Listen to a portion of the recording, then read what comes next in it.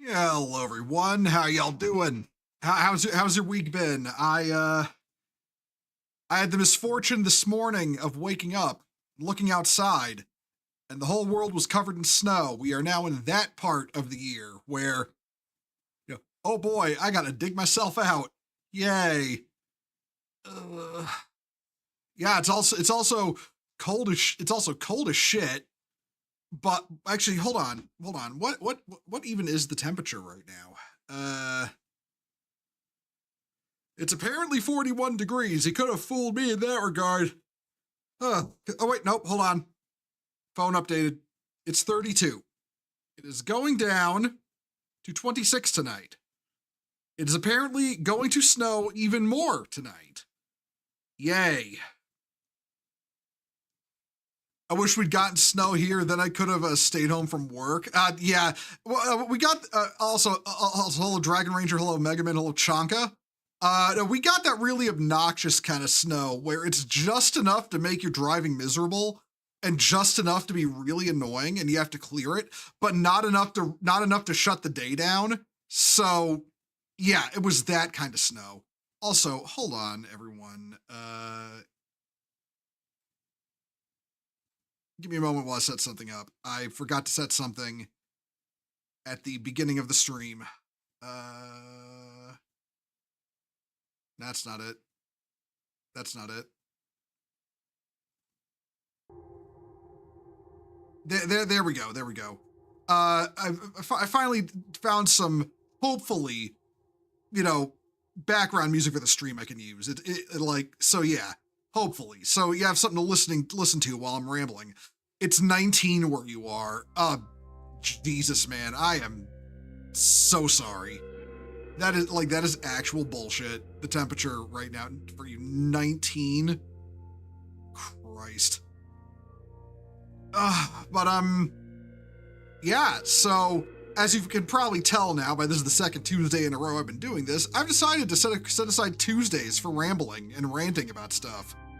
Just stuff that catches my interest or that pissed me off over the week, because I really need to leverage the fact that apparently, as I've been told by others, I have a podcaster voice and apparently can ramble about things for hours.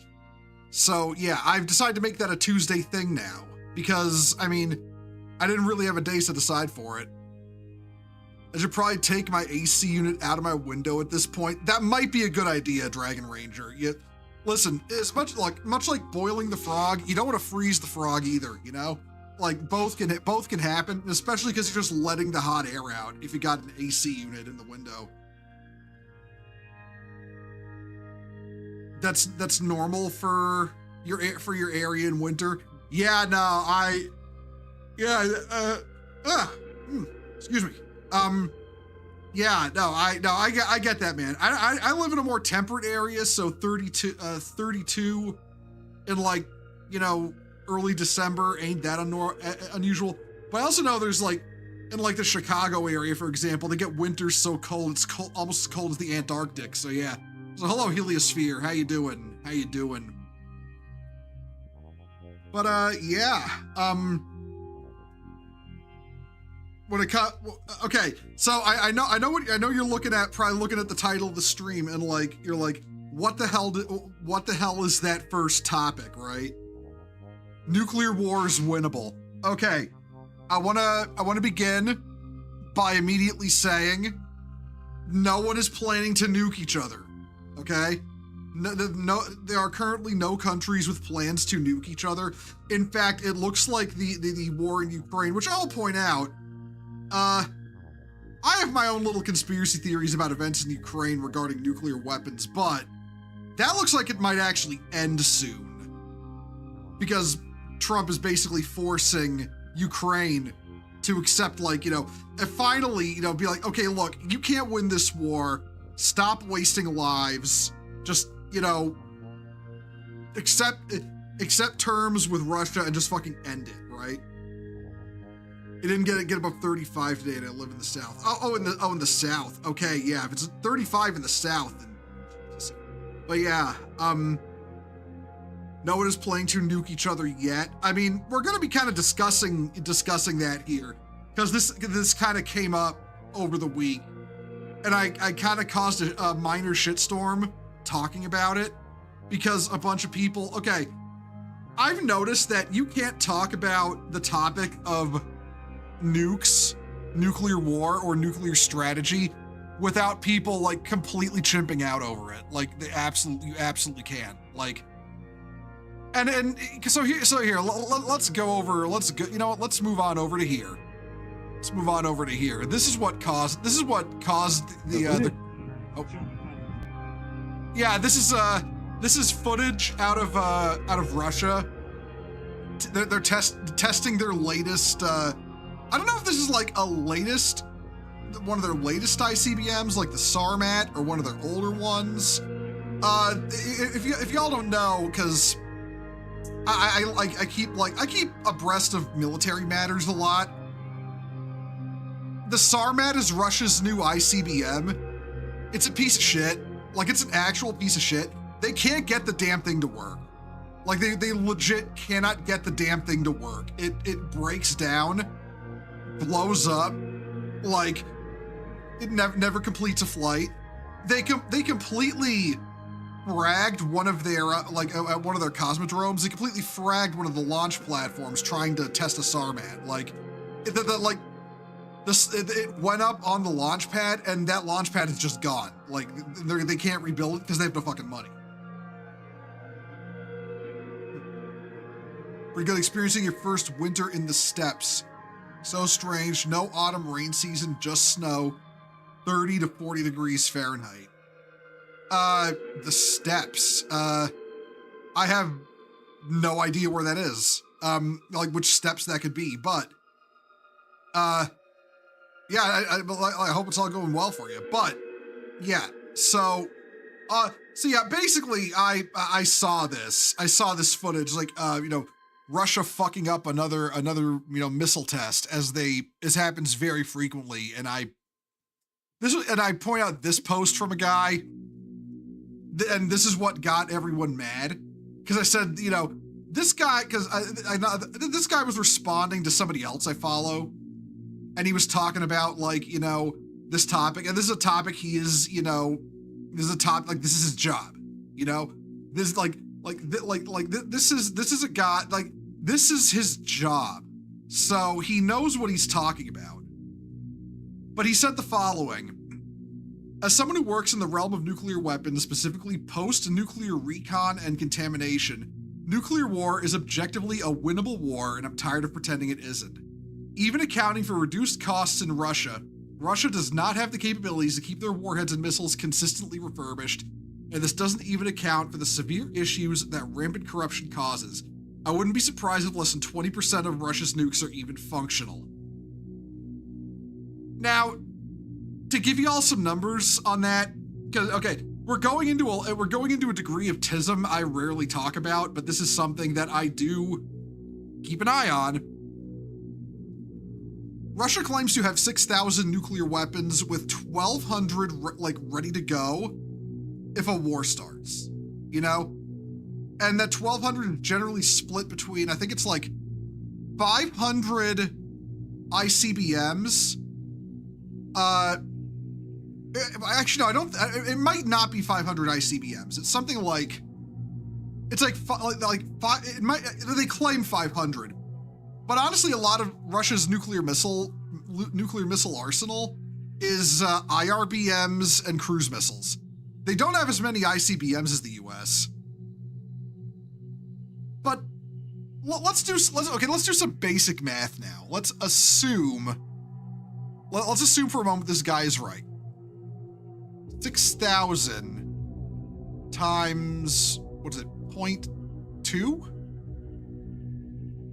So, assuming they actually have 6,000 warheads, they would only have 1,200 that actually work.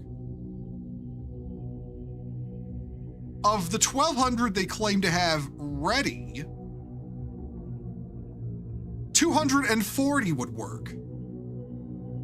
You're skeptical on any Russian claims? Yes, absolutely, and you should be. I'm skeptical on every Russian claim.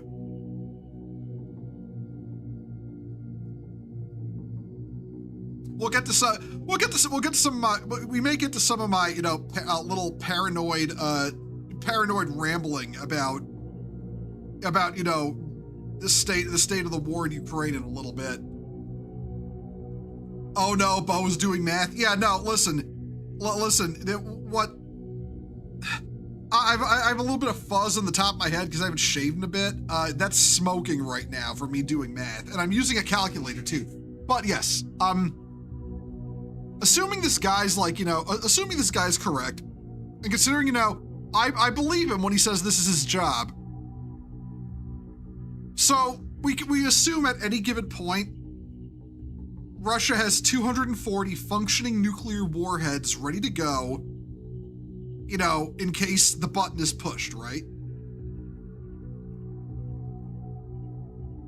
America has 1,770 nuclear weapons ready to go at a moment's notice. Compared to, if the 20% number is true, 240. This is what this guy means by nuclear war is winnable. And people started responding with a lot of the usual things they think they know about nuclear war in the replies, this guy, Otavio, one of the first targets of a nuclear war after command centers would be satellites that would disable electromagnetic waves made of blah, blah, blah. Good luck getting food without mechanized farming that depends on those satellites. Where was another one? I'm looking for one of the guy. Oh, hold on. Oh, he replied to my post. Hold on. Based. Okay. I'm looking for one of those. Oh, here we go. Let's look at this guy. What's 20% of 10,000? Well, first of all, Russia doesn't have 10,000 nuclear weapons. I think this guy might be a Russian. Also, no, this is a brand new missile they're testing. That guy is a retard, and it's silly to think Russia would just wouldn't use their nuclear-armed cruise missiles. Even sillier to think Europe could stop the missiles from hitting them. Europe would be destroyed. He claims to be Balkan. Hold on. Oh, Balkan mindset, United States. Impacted by recent. Suspicious. But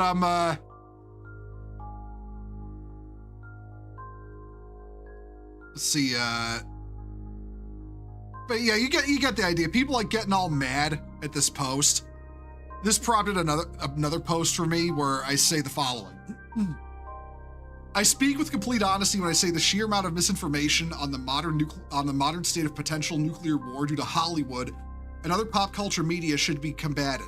The vast majority of people assume adversaries and outcomes mired still in Cold War propaganda of nuclear strike maps that haven't been strategically relevant in decades and targets that wouldn't be considered in a modern nuclear exchange.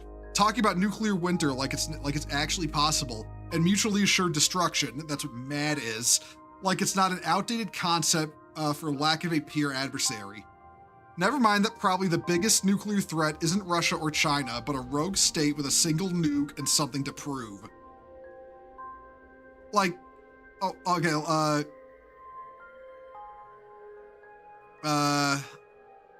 me catch up on chat real quick. Especially likely because Russia doesn't even spend 1/8 of what the US spends on maintaining nukes. I mean, Russia has a GDP equivalent to less than Great Britain. There's no way they are maintaining 6,000 nuclear weapons on that kind of GDP. That's just not how that works. There's one thing that many Westerners don't understand about Russia. Their heads, even Putin, is soft as baby shit, too merciful for their own good. Yeah, that's okay. When Ukraine started, I was one of the people who was there were all the people saying, oh, Putin is insane. He's going to launch nukes. He's insane. He's crazy. It's no, he's not crazy. He's making a dunderheaded move, invading Ukraine, but he's not crazy. And you're doing yourself a disservice assuming he's crazy just because you don't like what he's doing. You are making yourself dumber by making that assumption. Never assume your opponent is crazy. Like, you know, like that's just like the basics of strategy. If you assume the person you're opposing is crazy, you are going to underestimate them at every turn. For example, the SU-57 isn't stealthy at all. Frankly, it's a shitbox, 4.5 gen at best. Oh yeah, no, trust me, I've seen plenty on the SU-57, and it's big metal bolts just bolted into the outside of the plane. Like, that's not gonna, you know, absolutely drive the radar return up the wall. The SU-57 is legitimately a piece of shit. And the most hilarious thing about it is that Russia invested so much money into it and only got like 40 planes. Was it even no. I think it was like 14 planes.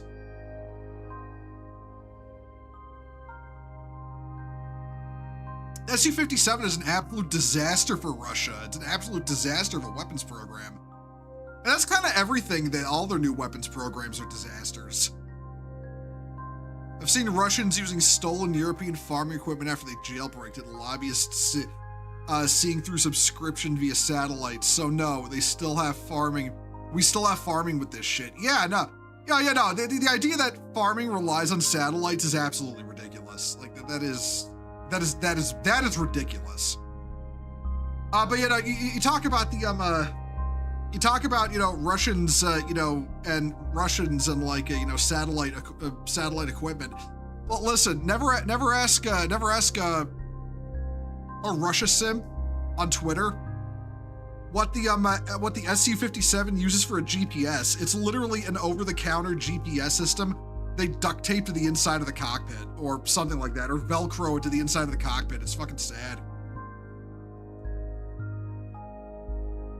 Supposed 5th generation stealth fighter using over-the-counter aftermarket fucking GPS systems in the year of our Lord 2025, and people are trying to say they're a peer adversary with 6,000 nuclear weapons.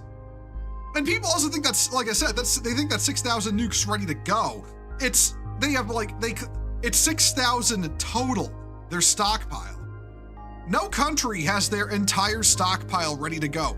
And this is what I mean by, like, you know, in my post, by, you know, outdated, like, Hollywood fueled misconceptions about this topic. Because I'm gonna be honest, nuclear war is a topic people should educate themselves on, but the majority of what people educate themselves on are stuff like, oh, I watched Terminator 2, I watched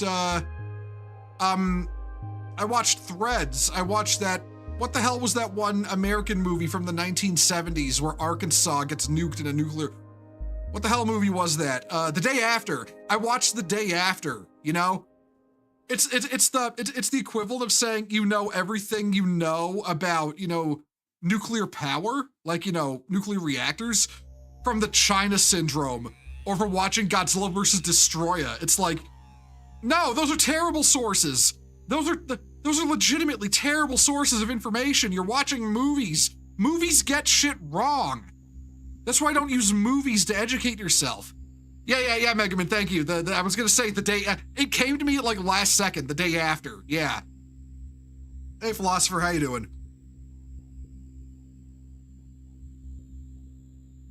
Which is funny too, because The Day After actually gets a lot of stuff right, but The Day After is also mired.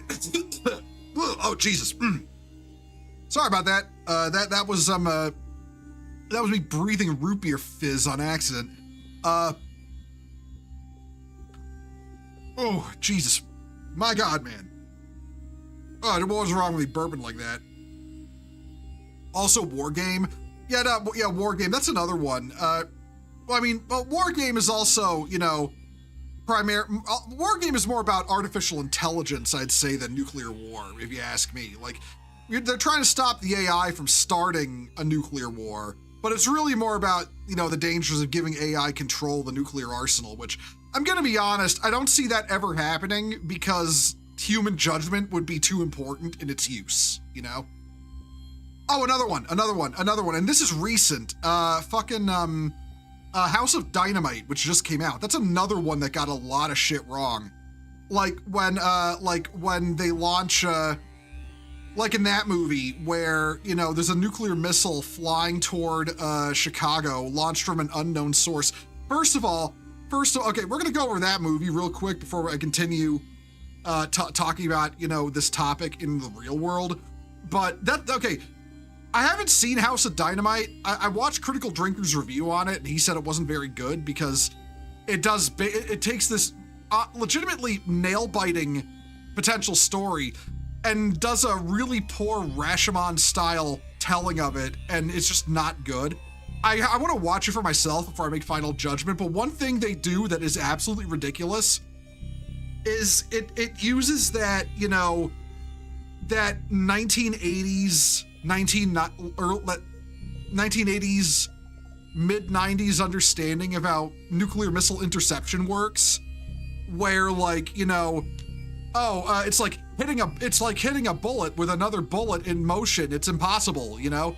When we have legitimately developed ways to intercept not only nuclear missiles in flight, but MIRVs on, you know, the multiple independent reentry vehicles that carry nuclear warheads on descent. We can intercept that now. We have systems that can intercept that. So when House of Dynamite, which is supposedly supposed to be super well researched and accurate, gets that wrong, that should show you what I'm talking about.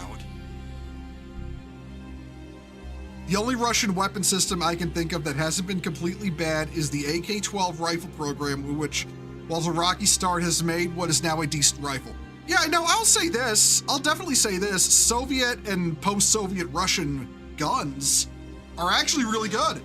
Like, they're actually really good. And hold on. And I say this as like, as a, you know, an AR guy, okay? You know, I say this isn't more of an AR guy.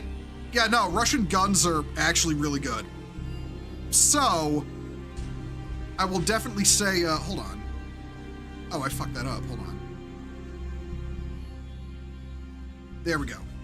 So yeah, I'll definitely say Russian guns are good. It's one of the few things they still do, you know, pretty decently. But, yeah, no, so yeah, Hollywood and popular media gets so much wrong about nuclear war, and people shouldn't use it to educate themselves. And like, there was another one I posted. It was this. Okay, have y'all ever seen this map before? Hold on, Helios View, you said something. Unironically, I think that nukes would not be fired. Like certain countries could just blow up phone batteries via Starlink, and big scary bear loves buying shitty Chinese phones that use tampered batteries. Yeah, no, like we could just use the exploding pager trick on all of Russia if we really wanted to, you know? But yeah, okay, more to the point, who here has seen this map before? The nuke map, or rather the nuclear target map. This is basically a declassified photo of old you know, nuclear targets, like Russian targets for nuclear strikes. And this was floated around a ton when Ukraine kicked off, right? And everyone was using it like, this is where the nukes will fall if the nukes fly. And do you want to know what's funny about this? This map is hilariously out of date. This map is from like the 1960s or 1970s or something like that.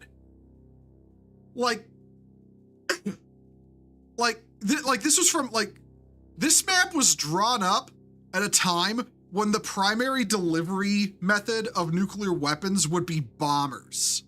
You know, flights of bombers coming in, coming in, fire, you know, dropping fairly inaccurate payloads of, you know, unguided nuclear munitions, you know, largely targeting, you know, population centers because that's the easiest thing for them to target because again, they have to fly over it. Like, someone tried to use this map to tell me that Arkansas, my home state, wouldn't be a good place for a Fallout campaign. Really weird convo.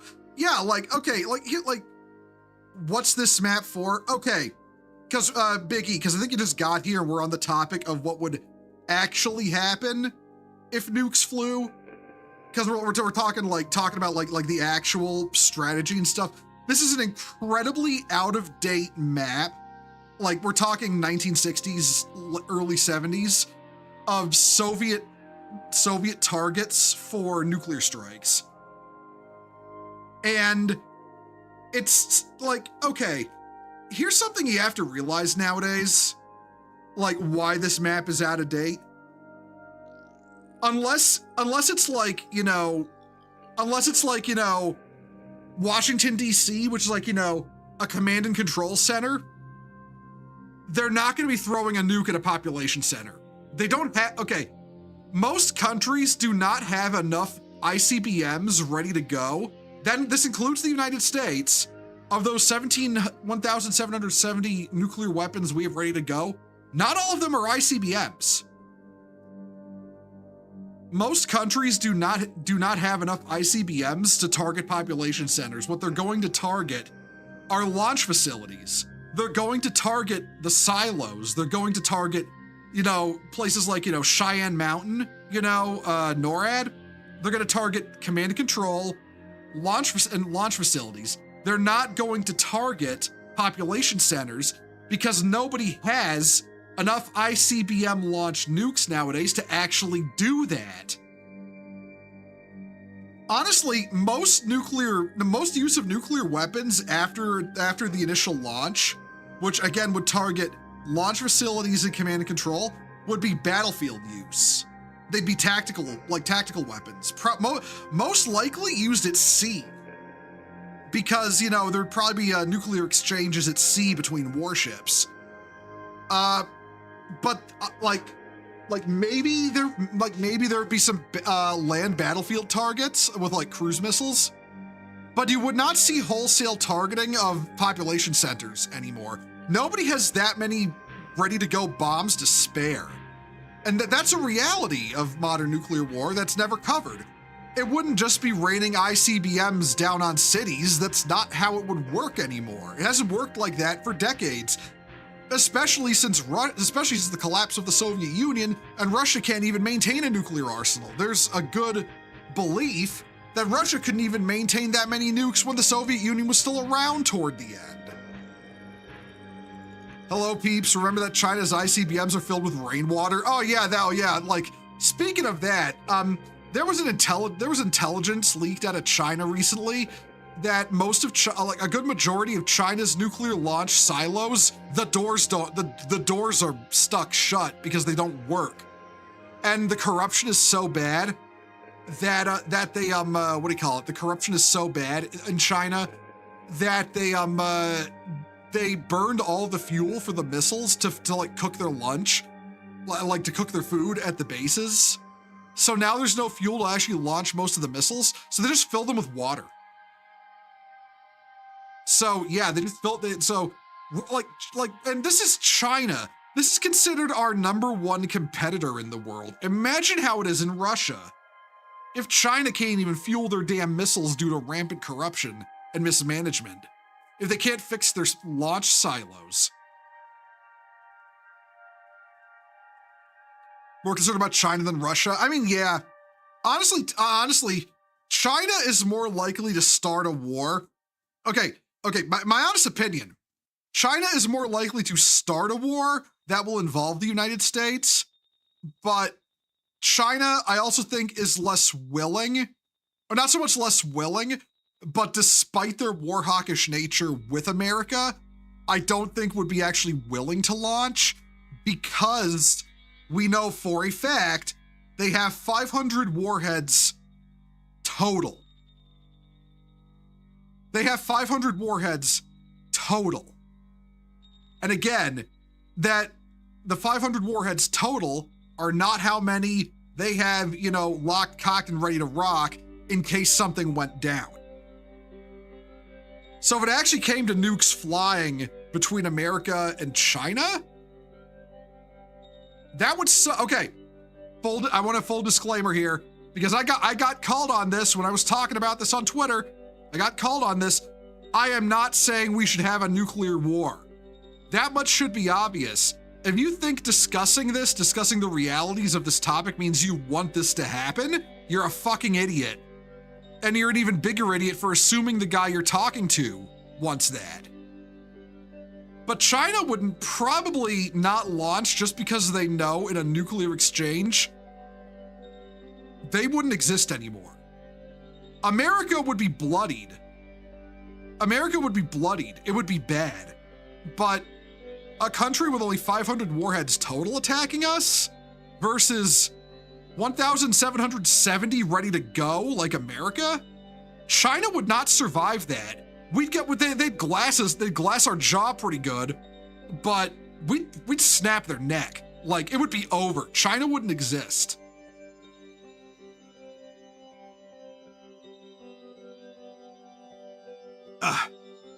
People don't know that they're trying to make money off war isn't profitable. Okay, going full full conspiracy theorist on this topic real quick. I genuinely believe the war in Ukraine, I fully believe that the reason that say Europe is so war hawkish about Ukraine is because that giving all their equipment to Ukraine for the war has seen, income for them from production of, replacement equipment. And I think that they like that. That's why they're so unwilling to back the United States on actually ending the war. I firmly believe that. They want the money. They want the money from their military industrial complex actually having to do something for a change that they're getting, And of course, the military industrial complex in Europe is getting money too, because now, again, they're having to make new missiles, new tanks, no, they haven't had to make ships, but, weapons used on those ships are being shipped to Ukraine, like Storm Shadow cruise missiles from the UK are a good example. And I'll get into what happened with Storm Shadow missiles in a sec here. But yeah, it's they're absolutely earning money off this. Probably more money from that industrial sector in Europe than they've earned in a long time. Why the hell would they want the war to end? Right? Why the hell would they want it to end? They're making they're making too much fucking money. And I firmly believe there's an element of the military-industrial complex in the United States like that as well. But America actually, the American military-industrial complex tends to earn more money on average just because we actually maintain our military.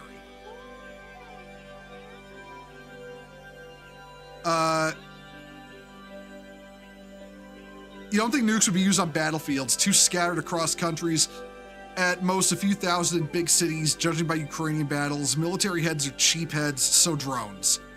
They'll self-exit themselves. We're spending a nuke on 1,000 soldiers. Probably.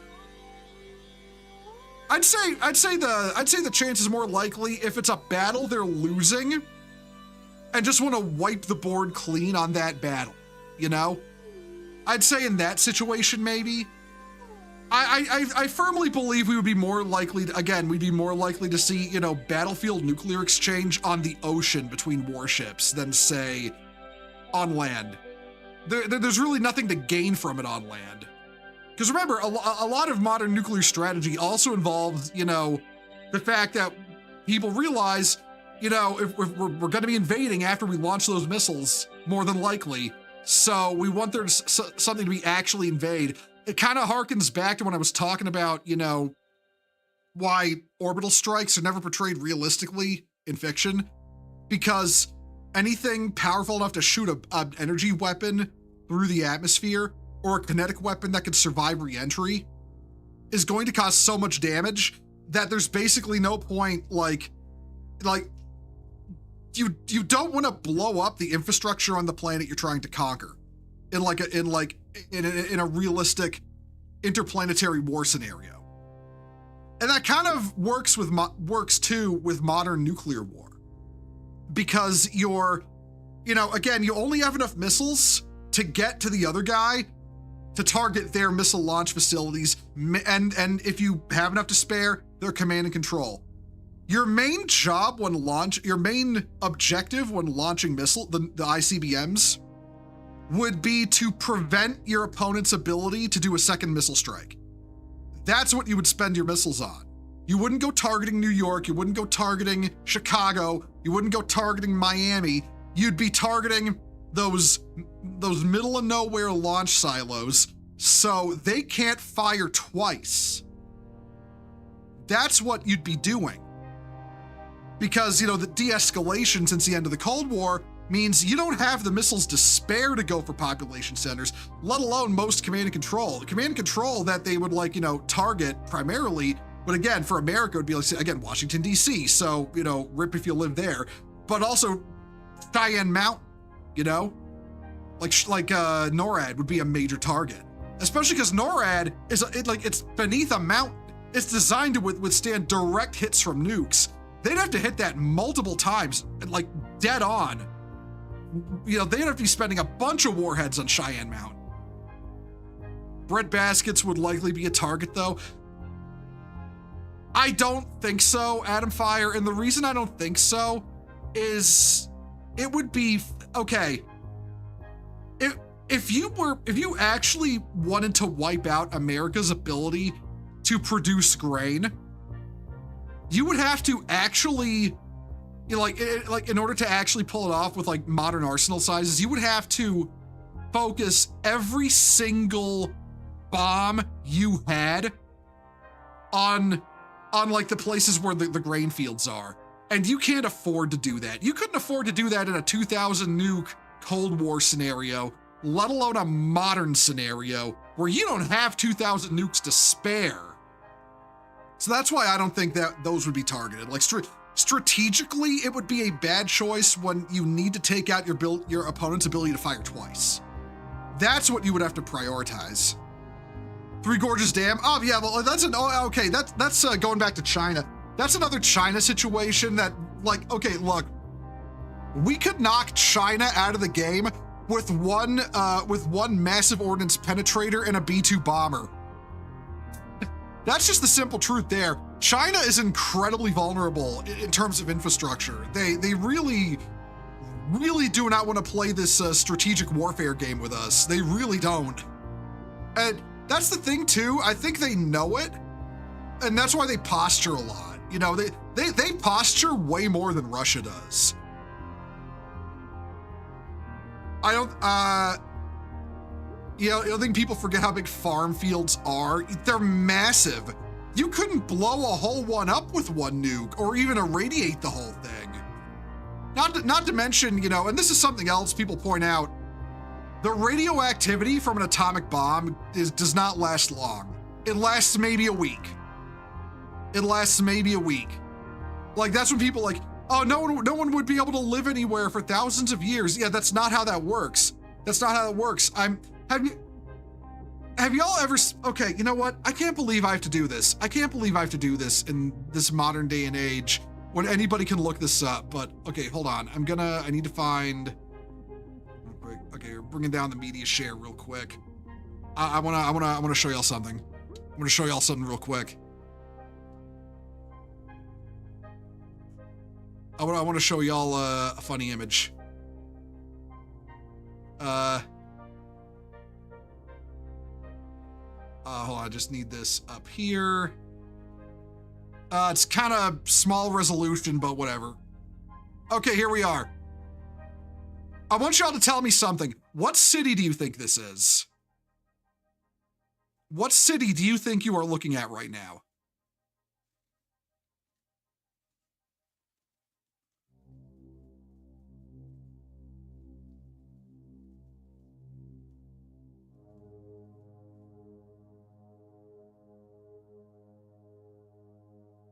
Hello, Lord Kavanaugh. I didn't see your post there. Okay, we're running with the assumption that 20% of Russia's arsenal actually works. And this assumes 240 functioning, ready-to-launch nuclear warheads. Detroit? No, it is not Detroit. That's Hiroshima. That's Hiroshima in Japan. Do you want to know why? Do you want to know what prevented people from moving back to Hiroshima and Nagasaki after the bombs dropped? You want to know what prevented that? It wasn't radiation. It was the fact people had to rebuild because the city was scorched, by the all-consuming power of the sun. But by the 1960s, Hiroshima was fully rebuilt. It was fully repopulated. People were living there like nothing ever happened. Especially because the Japanese tried to pretend the atomic bombings didn't happen because it was a shame for them. You should have specified a non-US city. You know what? Fair. That's okay. Yeah, Dragon Ranger, you're right. That's my bad. But by the 1950s and into the 60s, Hiroshima was rebuilt and people were living there. The thing that primarily prevented people from moving back was the rebuilding process. It was not radiation. The radiation from an atomic bomb lasts like a week. That is the actual instructions. If nukes go off and you're downwind, stay inside for a week, then come out a week later. The half-life on the radiation is decayed. It's gone. You can walk around again. That's the actual advice they give you. Nukes did become more powerful. Well, funnily enough, Biggie, now that you mentioned that, nukes also became, okay, I know it's a nuke, bear with me. Nukes also became cleaner. Nukes actually became cleaner, to the point they actually don't leave as much radiation behind after going off. That's another thing people don't realize. We got better at building nukes. Yeah, they still create nuclear fallout, but nothing like they used to. That's actually technology that developed along with the development of nukes. Also, there's another one to point out. The bombs and arsenals are also much smaller. Warheads in modern arsenals and ICBMs tend to not go into the megaton range anymore, because hitting multiple targets with smaller bombs is more valuable than hitting a single target with a really big bomb. Because the bigger the nuke, the heavier it is. The heavier it is, the fewer you can put in an ICBM. Remember, Russia developed the Tsar Bomba. That was a 50 megaton nuke. They could barely fit it in a plane to drop it, let alone on a missile. So yeah. Radiation I'm concerned about with nukes is the damage to the ozone layer. I don't think, would nukes affect the ozone layer? I know an atmospheric nuclear blast sets off an EMP, but another thing people discount is that shielding against electromagnetic pulses is massively improved. That's why whenever we have a massive geomagnetic storm, that's why your electronics don't, give out and burn out, because, modern EMP shielding.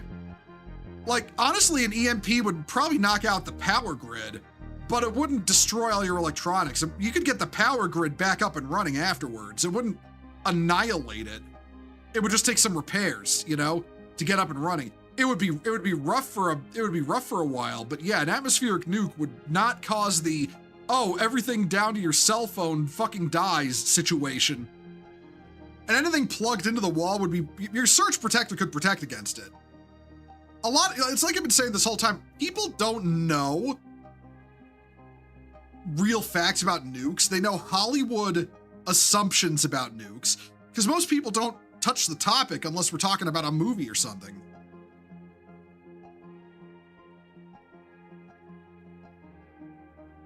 How many nukes went off to even show that it would affect the ozone layer? I mean, we detonated a lot of nuclear weapons over the years. Even if a war never happened, we were detonating nukes all the time while testing, including ones in the upper atmosphere to test electromagnetic pulses. So yeah.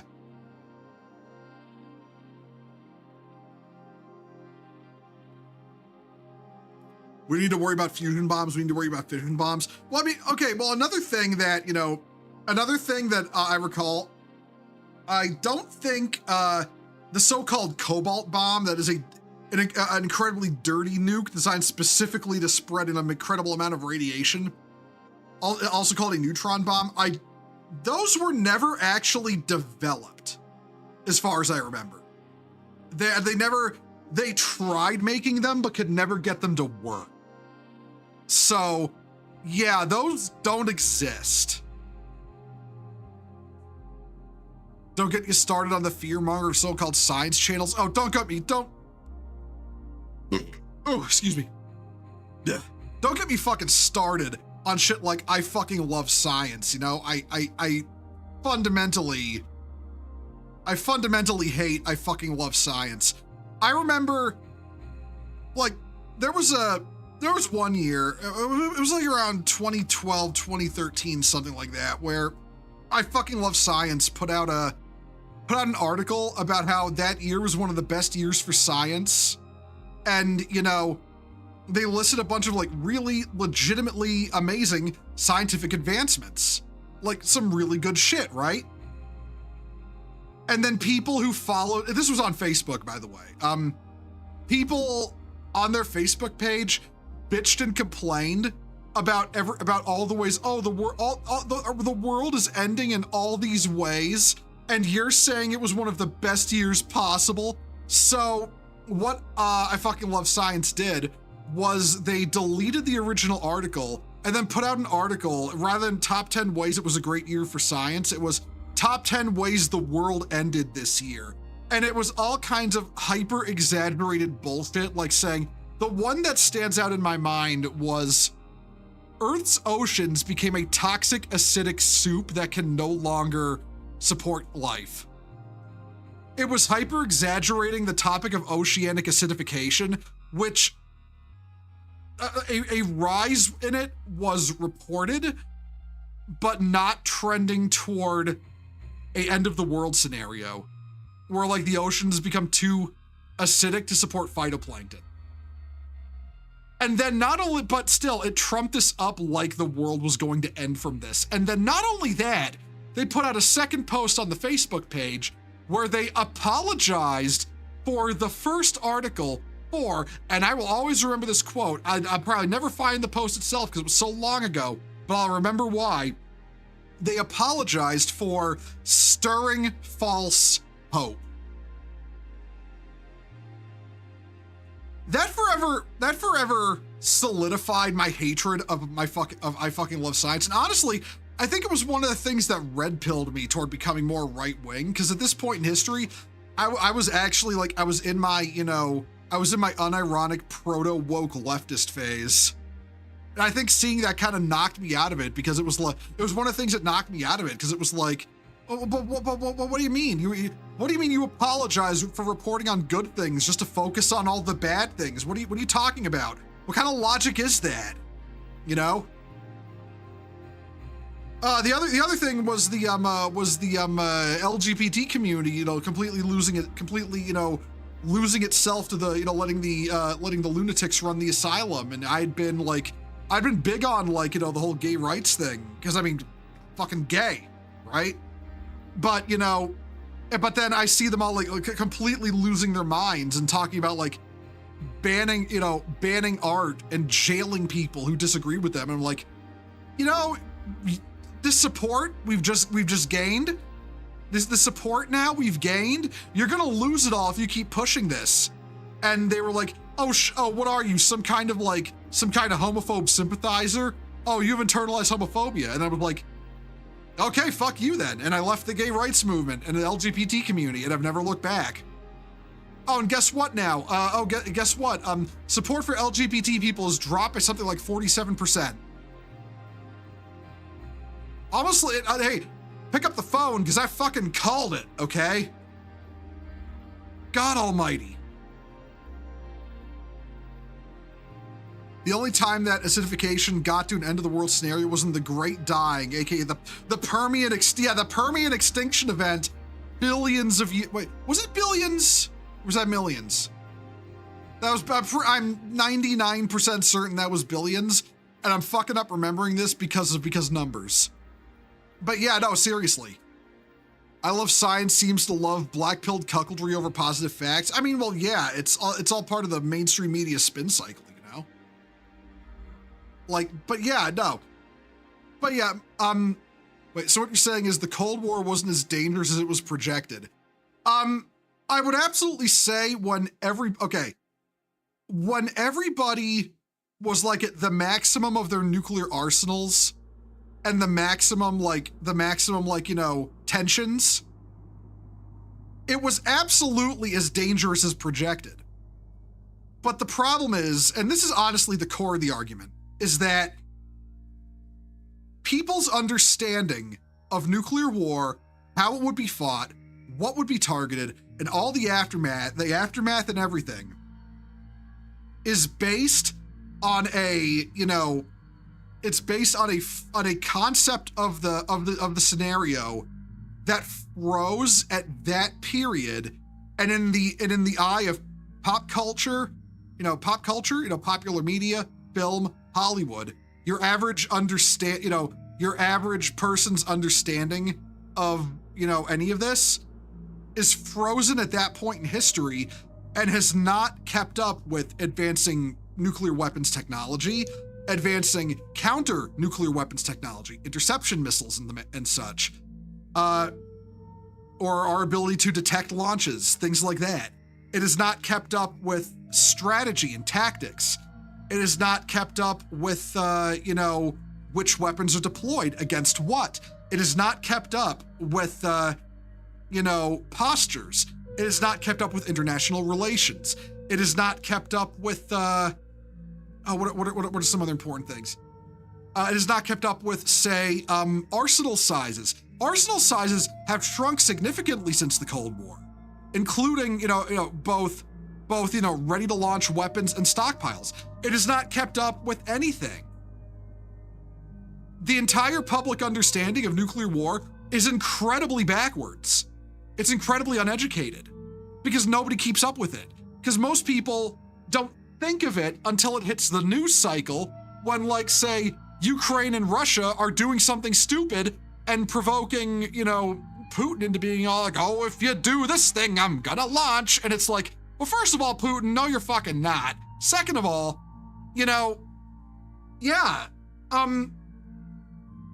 not gonna, not only are you not gonna launch, but that when things like that happen, it's the only time people look into this, and their entire body of knowledge is based on outdated concepts. Like, people think nuclear winter would happen, that so many nukes would go off, the atmosphere would be blotted out, and we would be thrown into like a multiple years long winter that would kill all plant life. Nuclear winter was a theory. It was a theory that was, postulated during the height of like nuclear fears early in the Cold War, and it is not possible. Not even if we unleashed our entire arsenals, would we put enough material into the atmosphere to cause a nuclear winter. It's not, we do not have that capability. Like, if we gathered every single nuclear weapon on the planet in one spot, we're talking tens of thousands of nuclear weapons, and blew them all up at once, then it might cause an extinction level event comparable to an asteroid impact, okay? But again, that is putting them all in one spot and detonating them, not spreading them out across targets across the planet. And they wouldn't even go off all at once. Even in like a full Cold War scenario, they would not all go off at once. They would settle down again. The debris would settle down again. It would not cause a nuclear winter. A nuclear winter is not scientifically possible. And a lot of people don't know this. Because nobody looks into it. Nobody bothers to look into it. Past the understanding of they know nuclear winter is a thing that was talked about, so clearly that would happen. Sorry, can you tell this is a frustrating thing to discuss because nobody actually wants to look into it and nobody wants to learn about it? It bugs the hell out of me. It bugs the hell out of me every time it comes up, and it bugged the hell out of me when the Ukraine war started and everyone assumed nukes were gonna fly, when most people didn't even know Ukraine isn't part of NATO. So yeah, like that's all you need to know right there. The Permian extinction event was 251 million years ago. 96% of marine life, 70% of land vertebrates went extinct from that. Okay, so it wasn't billions of years ago, it was 251 million, but yeah, like, yep, see?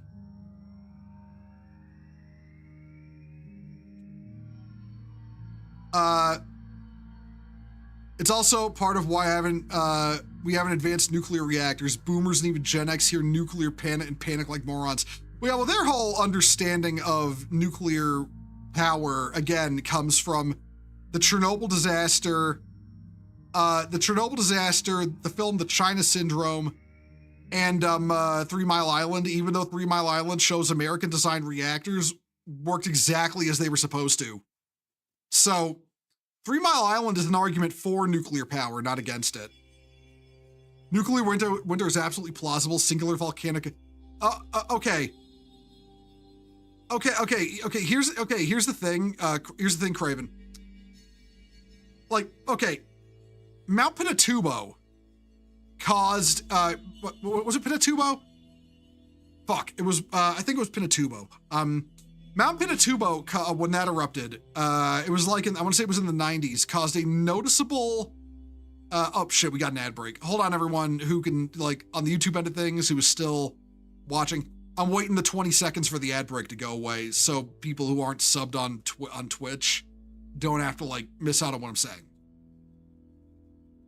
All right, 10 seconds. 10 seconds. I don't run long ads. I don't earn. I'll never earn shit for ads. I will never run long ads. All right, 1 0. Okay. So anyway, like I was saying, before the ad break hit on Twitch, so when Mount Pinatubo blew its top, it affected Earth's climate. Earth's climate lowered a little bit. For like that year, we had a stronger on average winter because of the debris put in the air by Mount Pinatubo. A 2000 warhead scenario in the Cold War, in both say America dropped 2,000 nukes on Russia, Russia dropped 2,000 nukes on us, would not equal the fallout of Pinatubo. It wouldn't. If there was any effect at all, it would be so minute as to basically be imperceivable by your average person. What do you call it? What was I gonna, okay. All those nukes are not gonna equal a volcanic eruption in terms of like shit kicked into the atmosphere of like, say, Pinatubo, whose effects weren't even like, it affected us. The world got colder, but not for long. Like, so not only can't it wouldn't match the same amount of debris kicked up into the atmosphere. It wouldn't go as high into the atmosphere. And, so if there was any perceptible effect, it would not be on that level, like of Mount Pinatubo. And Pinatubo only lasted a year. In the case of, let alone compared to something like, say, Krakatoa, which was such a massive volcanic eruption that we didn't have summer that year. You remember the infamous year without summer from Krakatoa going off? Yeah. So, yeah, no. Like, what it would take to cause a nuclear winter would be such a laughably ridiculous show of arms that we couldn't pull off in the Cold War let alone today. We don't have the weapons for it. We just don't. It has nothing to do with fallout. Nuclear/volcanic winter is about the particulates in the stratosphere. Well, okay, Craven, I get that, or Cavan, I get that. But see, here's the problem though. First of all, most atmospheric nuclear blasts are not going to draw enough fallout that high into the atmosphere. Most of it is going to immediately settle back down onto Earth. That is the whole problem with nuclear fallout to begin with, is that it settles back down to Earth, like pretty much right away. Even when we detonated nukes at ground level for testing, you know, we weren't like regularly, we weren't producing that, you know, all the fallout from those fell right back down to Earth. It drifted, sure. Places downwind irradiated people, and people got, you know, sick. They got cancer from it. It was awful. It would be awful. That fallout in a nuclear war would be awful. It is not going to go so high in the atmosphere as to cause, you know, noticeable effects on Earth's climate. Damn, sounds like a good year. I hate summer. Hey, listen, summer gets too hot for you. Listen, if summer gets too hot for you, just find a really big volcano and pop its cork, you know? Do not do that, by the way. That's a terrible idea. Who knew political bolstering and fear-mongering was just that? It's true. The trick with nuclear winter is not how many nukes hits, it's if the hit and how it burns. Again, firebombing of Dresden did cause a firestorm. None of the 2000 nuke tests that followed ever did. Like, I mean, okay, but again, you're talking about a sustained bombing campaign. That's the problem. And also, Dresden was Dresden kicked up more smoke and material into the atmosphere than a nuke would. A nuclear bomb detonating like the average detonation height above a city for maximum effect is 5 miles. A nuke going off 5 miles over a city is not going to cause as much fallout as Dresden did, even if it burns the city. Again, listen, the science behind fallout was studied and it was found to not be feasible. I'm not going to say it's feasible just because you disagree with me on it. The science behind it was studied and came back. Yeah, no, we don't have the capability, short of, again, detonating everything in one spot all at once, and that's never going to happen unless, like, say, fucking Godzilla rises out of the ocean and the whole world is to launch his nukes at him or some shit. I don't know. What if one of the nukes sets off a volcanic eruption? Okay, well but Dragon Ranger, that would be more the result of the volcano than the nuke. That wouldn't be the nuke, that would be the volcano at that point. Wasn't there also the Toba eruption 74,000 years ago? Right. Was that the Younger Dryas, the Younger Dryas one where humanity also almost went extinct?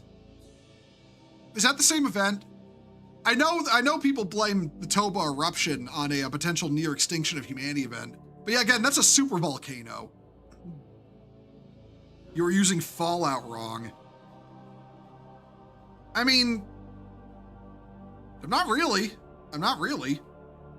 I wish America would phase out fossil fuels in favor of nuclear power and electric vehicles.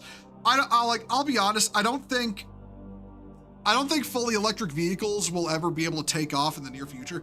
Hybrid vehicles maybe, but in order for electric vehicles to work, we need to make much better, safer battery tech, which we don't have right now, and we also need we need to start making nuclear reactors again. We need to start making nuclear reactors again, because holy shit. 1,000 to 10,000 humans were left after the Toba eruption. Yeah, man, I need to go looking into the Younger Dryas again. There's all kinds of weird shit people believe might have caused that. Everything from the Toba eruption to a interstellar impact to, you know, fucking some kind of mass melt of the ice sheets. Like, you know, like there's some people that honestly believe the Younger Dryas was what coded the flood myth into human memory. Wasn't there a eruption in 396? There might have been. I don't know. The only supervolcano I really look into very often is Yellowstone, because that's another topic people really don't understand is the Yellowstone supervolcano. That is not going to blow us up anytime soon. It would not go off with the force that is widely reported in fiction.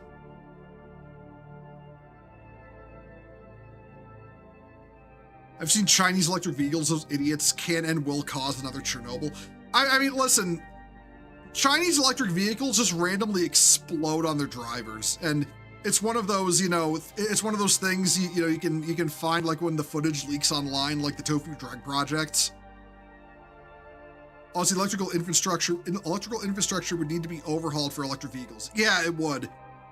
Electric vehicles, at the very least, completely electric vehicles are going to be a luxury for a long time. Hybrid ones might take off. They can mostly charge at home, but you know, yeah, no, fucking fully electric vehicles, again, gonna be a luxury for a long time, and only in some parts of the world that can support the infrastructure. I think with nukes is that every big nation wants the bigger and badder toy, and something that other nation doesn't have. Imagine we start seeing railguns or lasers being very... Okay, you know, that's funny. There was, oh, Kevin, I just saw what you typed. Yeah, no, the year of no summer was Krakatoa. That was Krakatoa erupting. That was the Krakatoa supervolcano. That's what caused that.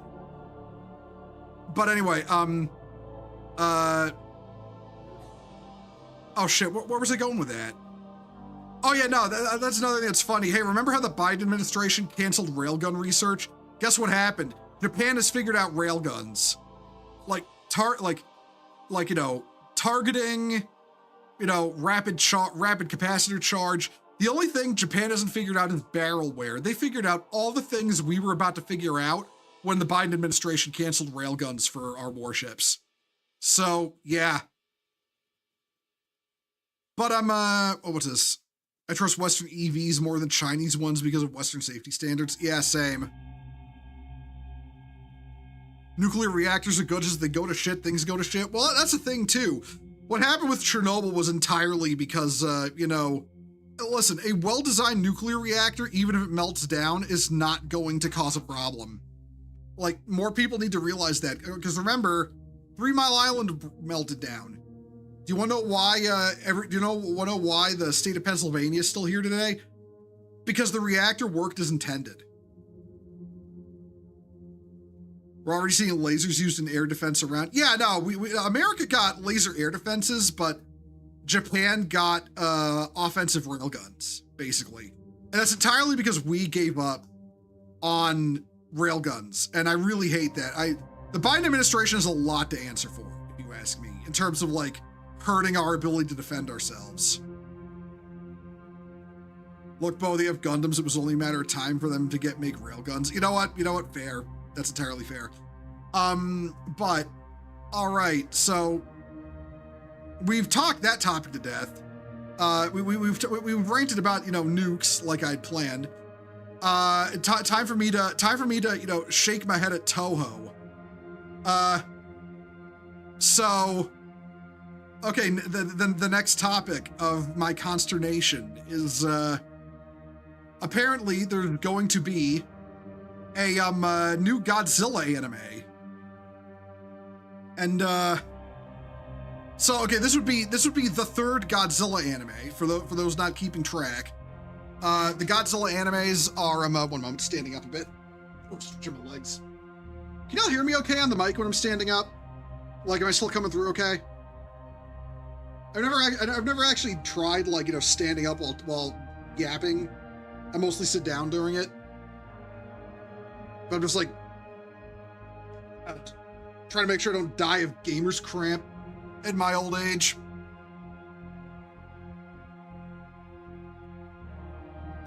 There we go.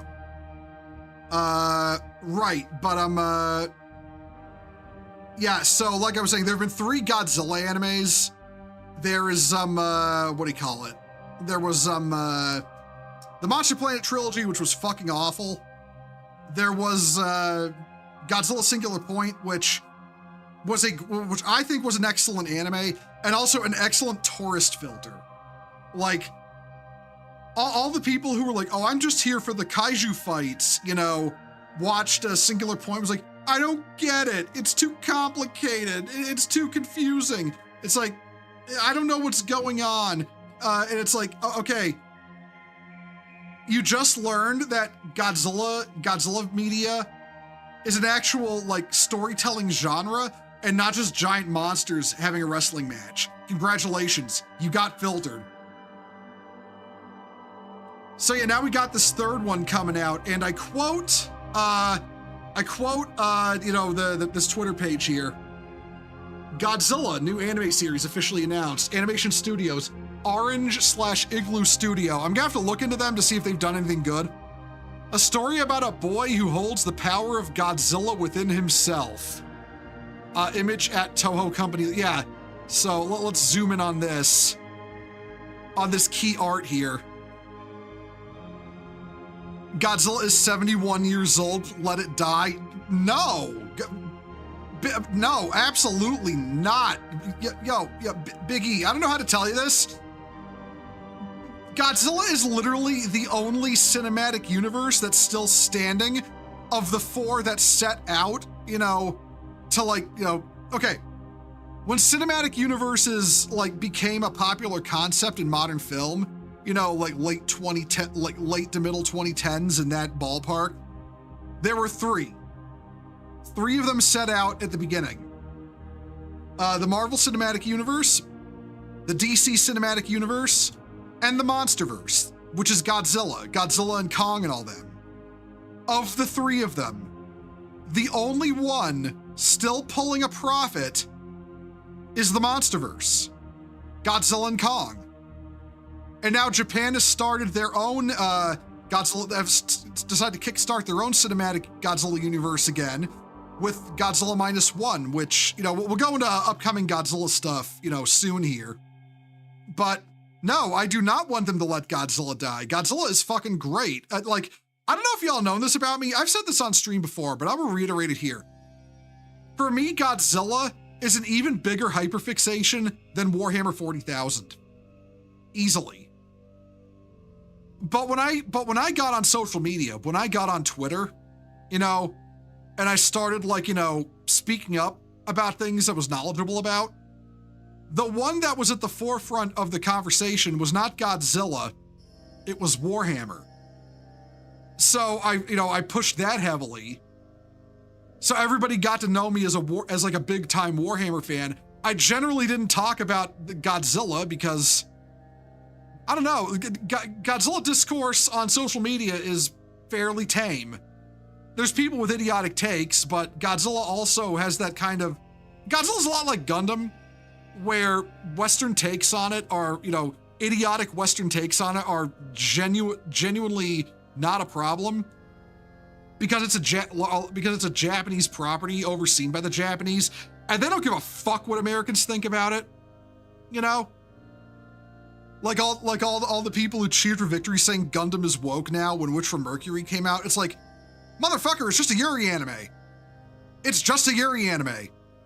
There's like 100 of those a year, and Gundam just happened to have one this year. It's like, it's not even a good Yuri anime. It's just revolutionary girl Utena with mobile suits. And bad. So, like, yeah. Gundam didn't go woke, they just had a Yuri anime for a change. They had a yaoi anime Gundam in like the fucking 1995 or whenever the fuck Gundam Wing came out. So, like, yeah, don't try to give me this, you know, pandering to the yaoi or Yuri crowd is like a new thing in Gundam. That thing's been around since at least the mid 90s. Because those are just genres that exist in Japan, okay? But yeah, no, it's like, I never talked about Godzilla as much as at the forefront, like, even though for me it's a bigger hyperfixation than Hammer, pretty much because I never had to. but I've always honestly been more into Godzilla than Warhammer. Like that's just a thing that's just a simple truth. Not that I don't like Warhammer. I absolutely think Warhammer. I think Warhammer is balkanizing in terms of its fandom right now because people are, other than like the clout chasing tourists who like just slurp up all the shit that off GW's table. A lot of the real fans, again, there's a balkanization going on, of where people, actual fans think the lore ended now. It's generally accepted fact among Warhammer fans that Warhammer is over. It's not getting any more lore going forward just because the new lore is such garbage. But that never happened in the Kaiju fandom or the Godzilla fandom, largely because even if people have their preferred eras of Godzilla, Showa, Heisei, Millennium, Monsterverse, and newest of them, Reiwa, everybody generally still respects each other's opinions about it. Like my top favorite era is the Showa era, the original run of films, and then a close second is Monsterverse. I generally put Heisei third and Millennium fourth. I don't count Reiwa yet because it's only at 2 films. Shin Godzilla and -1, even though both were really good and -1 was fucking excellent, and I consider the #1 best Godzilla movie right now. I think I don't count Reiwa in the top eras, Godzilla eras yet, because it doesn't have enough films under its belt. I'll start counting it when it gets up to like 4 films maybe. But yeah, but when it comes, hold on, okay, let's get caught up with chat. I'm ignoring chat. I'm sorry, everyone. How is Godzilla alive? Did Dr. Daisuke Serizawa slime him with an ox? Okay, in the original, let me give you the lore on that. In the original Showa era, yes, they killed the original Godzilla with the oxygen destroyer. There was another Godzilla. Like, the original film literally ends with Dr. Yamane being like, man, if there's another one of those things out there, we're fucking screwed. And then in the next film, another one was out there, and he even shows up in the film to say, yeah, no, I told you all this could happen. Now there's another Godzilla, and we don't have anything that can kill it. We're fucked, guys. He used to read a ton of kaiju wrestling when he was younger. Yeah, no, I've always been big on Godzilla. I was in the theaters like day one in 2014 when the 10 years of those dark 10 years where we got nothing Godzilla related and thought the franchise was actually dead, got a new entry.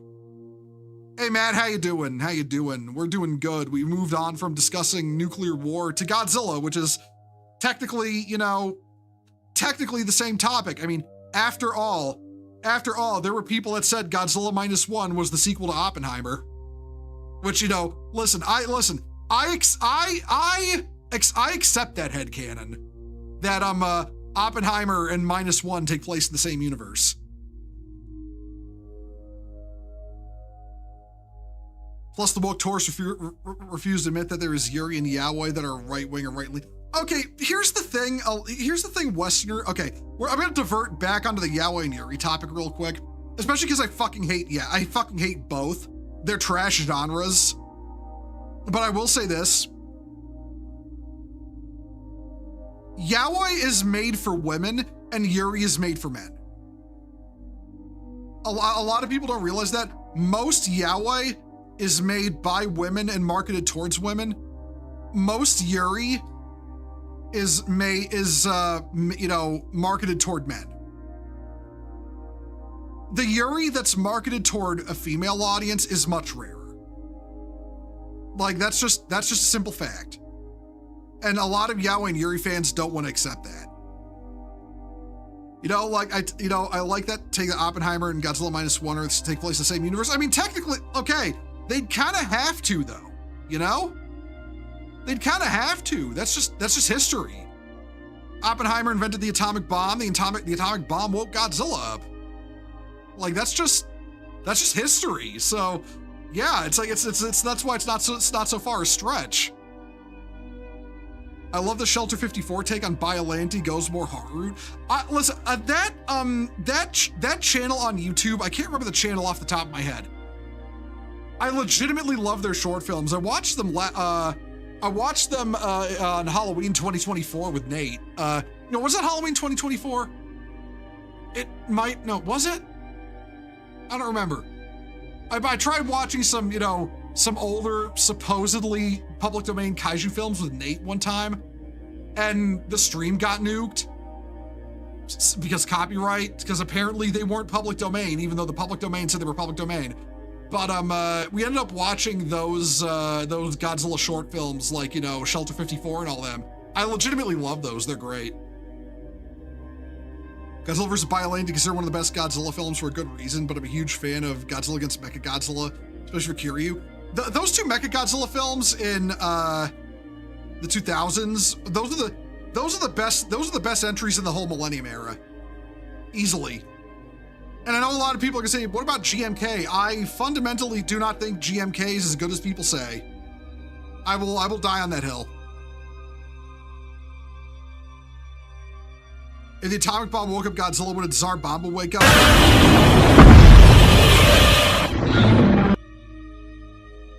Fuck you, Chonka! Fuck you!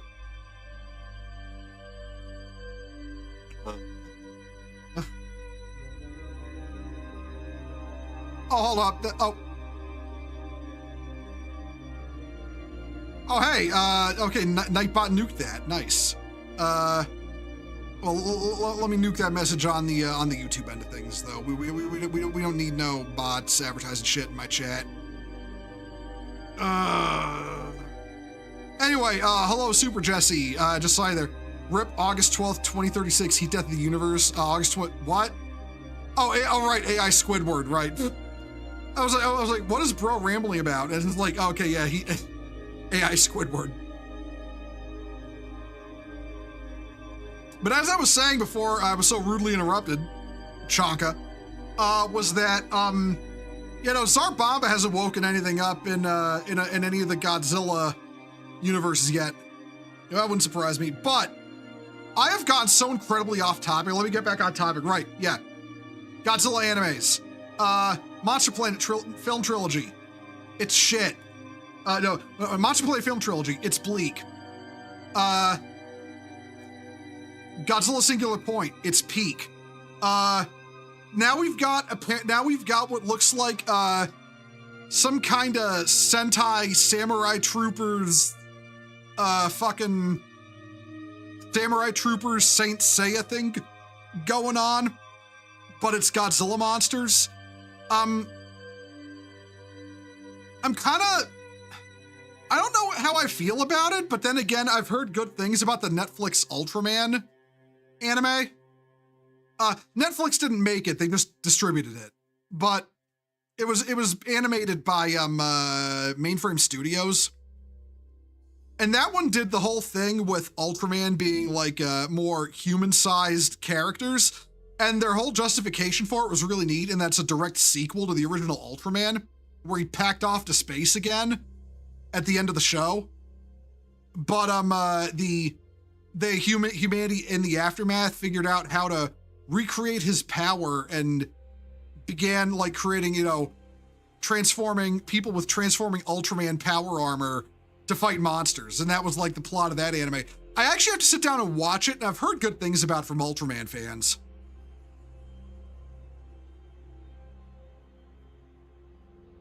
Kaiju number 8, but Godzilla themed, I think. Looking at the screen cap, it really does strike me as something more like, again, something more akin to like Samurai Troopers or as it would be known in America, Ronin Warriors, like you know, like the character wears a suit of Godzilla armor, essentially. That's what it's looking like to me. We don't really know much about it. That's the problem. We're gonna have to wait and see for more information.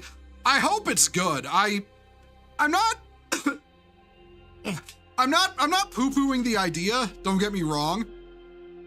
I just think it's kind of an out there take, and I hope it, like, you know, I hope it's good. I want it to be good.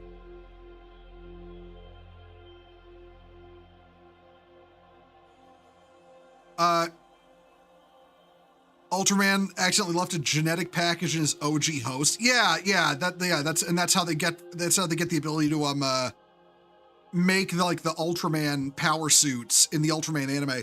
Like I said, I need to watch that. I have not watched it. I want to watch it. I really haven't watched as much Ultraman as I really should have as a guy who says he's a kaiju fan. I've never really been able to find where to watch the OG series until it was on Shout Factory for a time, and that's where I first watched it. Unfortunately, it's not there anymore. Hopefully it's better than the Godzilla anime by Geno Robuchi. Yeah, no, that's the Monster Island trilogy. Monster Island trilogy is shit. Monster Island trilogy is legitimately insult to the good name of Godzilla. I think it's worse than Godzilla 98. That should be saying something. But yeah, no, it's actually really funny to me how good kaiju fans are eating right now. Because let's go over to here. List of This is all the Godzilla media we're going to get in the next 2 years, or in the next little over a year. What do you call it? We got. Oh, let's see. We got Godzilla -0, the -1 sequel. Godzilla and Kong Supernova, the next MonsterVerse film. We got the animated series. We got a potential Shin Godzilla sequel apparently. We have a season 2 of Monarch Legacy of Monsters, and they want to make a prequel to it as well. There's some kind of Southeast Asian project they're working on, and a console video game. So yeah, nah, they're and this is what I was talking about, where I was talking about how Godzilla has unironically overtaken Marvel now.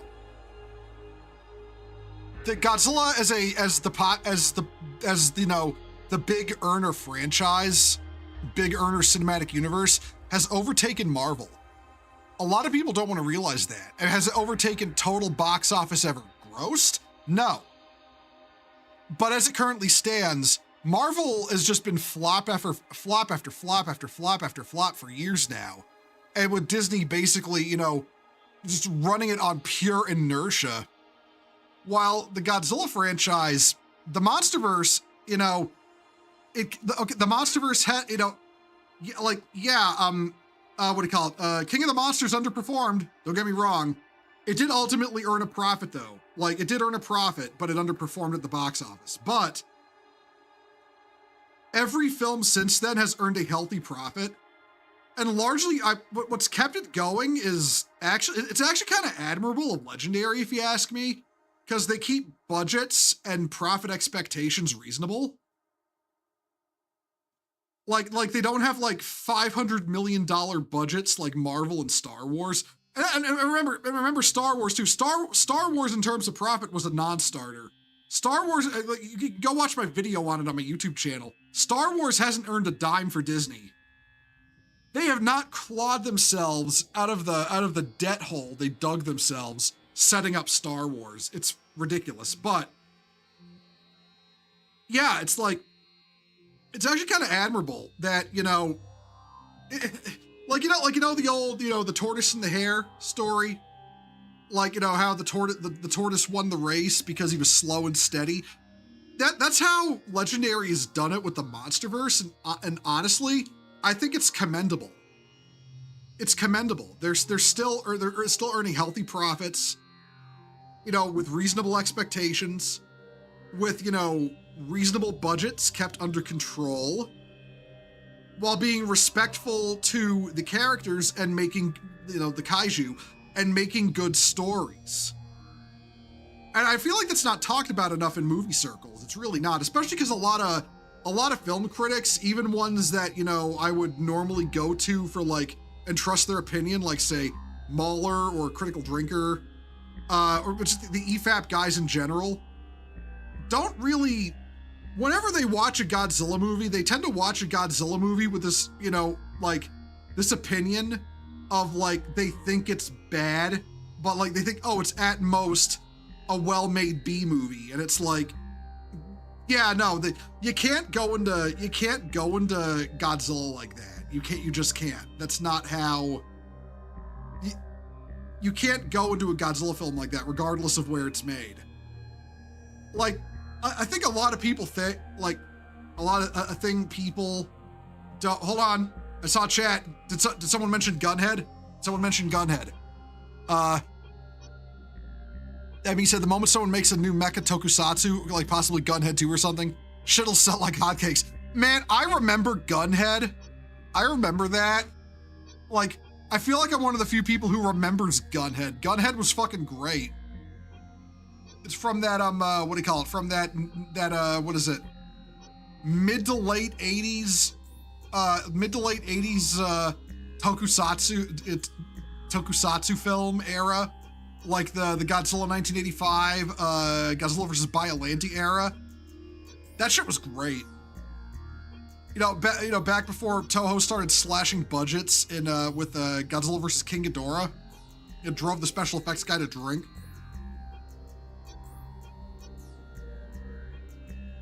Man, I gotta find a copy of Gunhead somewhere and watch that again. Fucking love that movie. Legitimately great dystopian cyberpunk mecha tokusatsu film. The only good thing to come from Disney Star Wars was Rogue One, and I heard Skeleton Crew was good. Okay, I'll give them Solo. Insofar as Solo was mid, but harmless, but also so unbelievably unnecessary that they didn't need to make it. You know? They didn't need to make it. It didn't need to exist. But it was ultimately a harmless film you can actually, watch from beginning to end and be entertained by, I thought. So, in that respect, I'll give him Solo. We tried the new Helldivers Warbond yet. I only logged in long enough to buy the super shotgun and unlock the assault rifle and the flamer dog. If I may end up playing some Helldivers 2 a little later, but I don't know. I don't know if I'm gonna play it later. This may be purely a Yap stream. I've never actually done a full beginning to end Yap stream, except I think that one where I talked about Gundam Tourists with Millie. But yeah. What do you call it? I was going somewhere with all this. Now my brain is farting. But Monsterverse. Yeah, Monsterverse surpassed Marvel. And I really don't like the fact that a lot of Western critics are so automatically dismissive of kaiju films, because I think that's pretty much why it hasn't gotten recognition, or, being slow and steady, and as a result, not burning out like Disney did. Like Disney did with Marvel. And again, I don't count Star Wars, because Star Wars was a non-starter. Same with, technically the same with DCEU.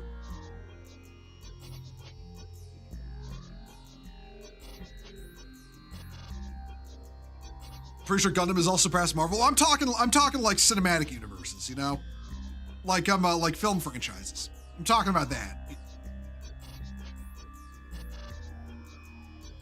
Doesn't a Mothra? Oh yeah. Yeah.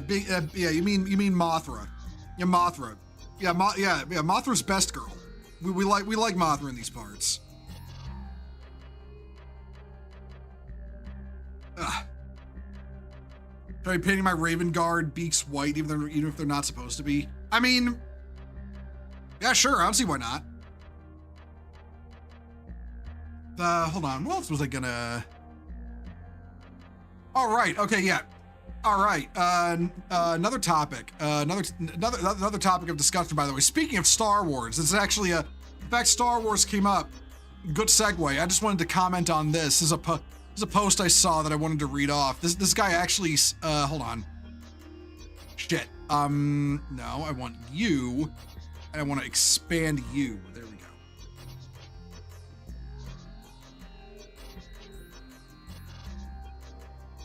There we go. I'm more Destroyer guy when it comes to the big bads of Godzilla.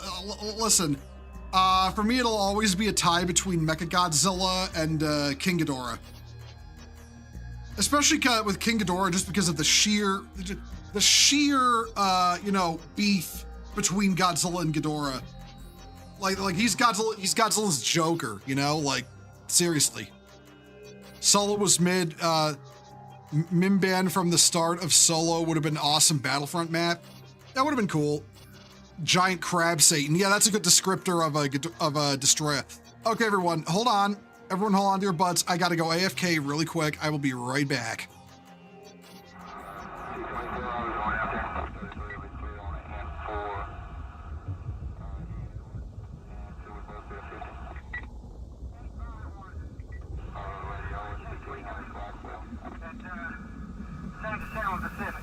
Out there, yes, clear. Loud, clear. In the suspicious Pacific. 2423 live, look at the mobile station. On the intercom. C7? Yes, ma'am, we'll be clear, and 233 will be clear on the N4. E. Edward, and 2 will both be a 50. 224, I was going out there. 233 will be clear on the N4. And 2 will both be a 50.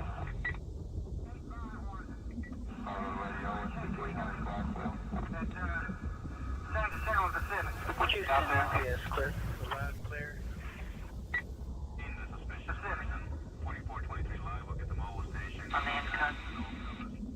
C7?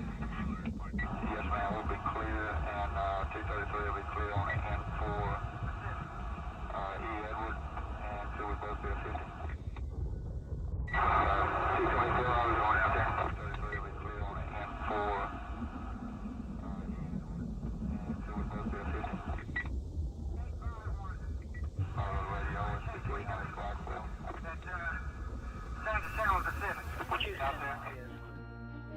Hello, everyone. I returned. I returned from draining the lizard, from going to the little Bohemon's room, we'll just say. But okay, what we were talking about Star Wars, right? I saw this post, and I'm gonna read this out for you, okay? It's talking about, it's talking about it's talking about the Star Wars prequels. The thing that got brought up was prequel hysteria. So we're just gonna read this off. The prequels are likely inoculated against a second wave of backlash because they were, for years, without any exaggeration, treated like 3 of the worst films that had ever been made, and subjected to the harshest and most exhaustive possible scrutiny, only to emerge stronger. It's impossible to rationally criticize them now without explicitly or implicitly acknowledging that they're significantly better than they were treated as being.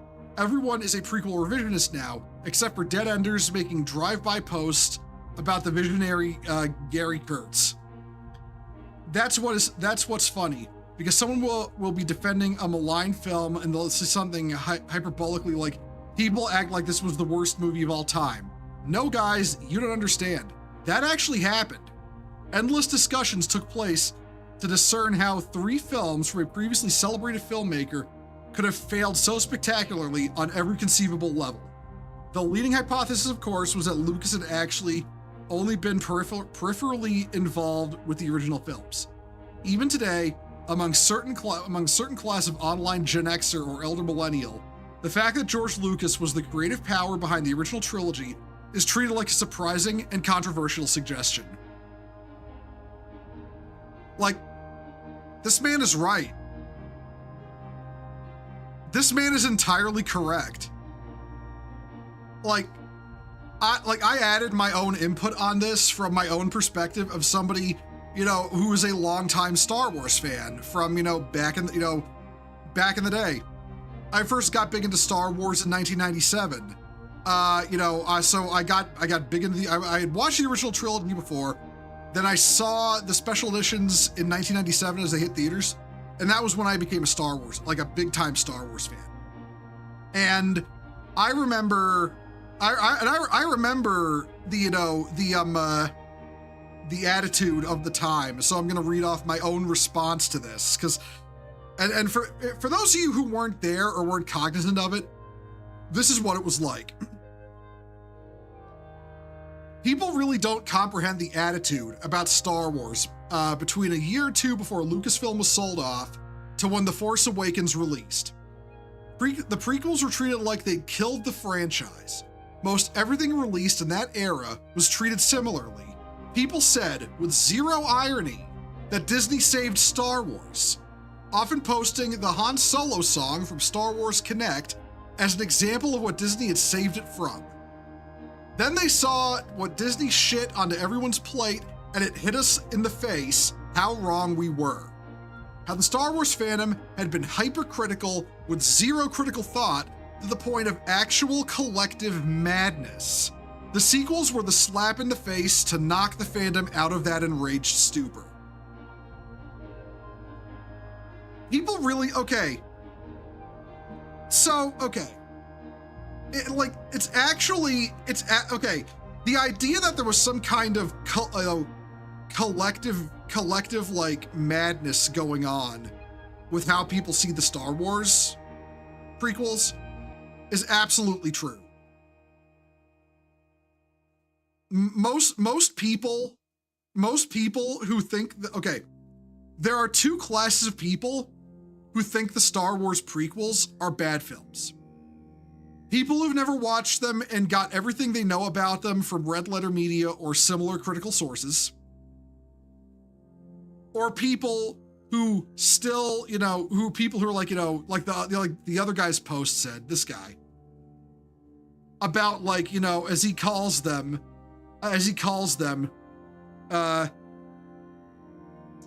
certain online Gen Xers or elder millennials, or as he also calls them, dead enders on the topic, ones who refuse to change their mind. It was actual collective hysteria. Like, and I'm gonna be honest, Red Letter Media is the cause of a lot of it. Because basically people would I firmly believe the Plinkett reviews of the Star Wars prequels are bad reviews. They're bad videos. They were never good. But they dropped at that exact perfect point in like internet discourse that everyone was latching onto like, like Reddit kind of upvote, that kind of like mass hysteria caused by hunting for upvotes on Reddit. When people could post like, the Plinkett review and talk about how bad the sequels are, and then all the people who agreed with them would upvote it, and then it would all become a giant upvote circle jerk where like, it was just like constantly reinforcing each other's opinions. And like, there's an undercurrent to all this that Reddit has basically ruined people's ability to have discourse over the internet. It turned it from people actually having discussions into people seeking approval, where people would rather say something, a comfortable falsehood that gets them an upvote than, a harsh truth that gets them a downvote. But more specifically, it's the fact that those videos dropped at that perfect time when that kind of culture was taking off in online discussion. And as a result, you basically saw the Star Wars prequels become considered the 3 worst films ever developed, to the point that people thought they killed Star Wars. Never mind the fact that, warts and all, at the time they came out, they were universally liked films and made a healthy profit. And why do you think so much of the popular Star Wars media, among like, the same people who will say, the prequels were bad films, are the same people whose favorite era of Star Wars is the Clone Wars? Why is that? I'll tell you why. Because they think the prequels are bad. They actually like them. Because even though their actual opinion is they like the prequels, they think they don't. Because they say what they believe will get them the most, clout on Reddit or on pre-Elon Musk Twitter, or what have you. That's why sequel hate was such a powerful thing. And you know, Red Letter Media rode that sequel hate to their popularity. Don't get me wrong. Other than like, you know, funny memes that have arisen about them, I genuinely don't think Red Letter Media has anything intelligent to say about film. I really don't. But it really was you know, them riding prequel hate that got them to where they are in terms of popularity. And then of course we have, you know, them saying, you know, with zero irony, that the worst film the year it came out was Attack of the Clones. Oh, no, wait, one of the worst films of all time was Attack of the Clones, when The Force Awakens is right there, you know? And don't forget, Red Letter Media also said the Star Wars sequels are good, but, you know, they shat on the prequels. I think they tried to actually use the, They tried to actually use the, oh, all the critics of the sequels are just a bunch of right-wing chuds logic to argue it. Like, I don't know. I fundamentally dislike Red Letter Media on the same level as CinemaSins. CinemaSins is another one that is, you know, ruined, you know, any and all online, you know, online discourse about film. People just, you know, they think the CinemaSins reviews of a film is a rebuttal against its quality. It's like, CinemaSins can't even decide if they're fucking satire or, if they're satire or serious criticism. Whether they're a serious criticism channel or a satire channel is rooted entirely in, you know, how they're being criticized today. If they're not being criticized for bad film review, they're serious critics. If they're being criticized for bad film review, it's satire. I cordially hate CinemaSins with all my heart. I've never watched a Red Letter Media video ever. What do they say? The Plinkett reviews of the Star Wars prequels are basically just really bad criticism that doesn't, like, you know, doesn't pass any kind of sniff test. Like, at most what they get right is Hayden Christensen's acting. But other than that, like, I genuinely don't think they ever did good critiques of the prequels. Like, the prequels aren't perfect films, don't get me wrong. They have points you can criticize. So does the original Star Wars trilogy. But this idea that they're the worst films ever made is actual lunacy, actual delusion. Apparently, it was a 4-hour cut of Revenge of the Sith. I don't know if I'd want to watch that, honestly. I don't know if I'd want to watch that just because I feel like Revenge of the Sith is perfect how it is. I don't think it needs to be extended.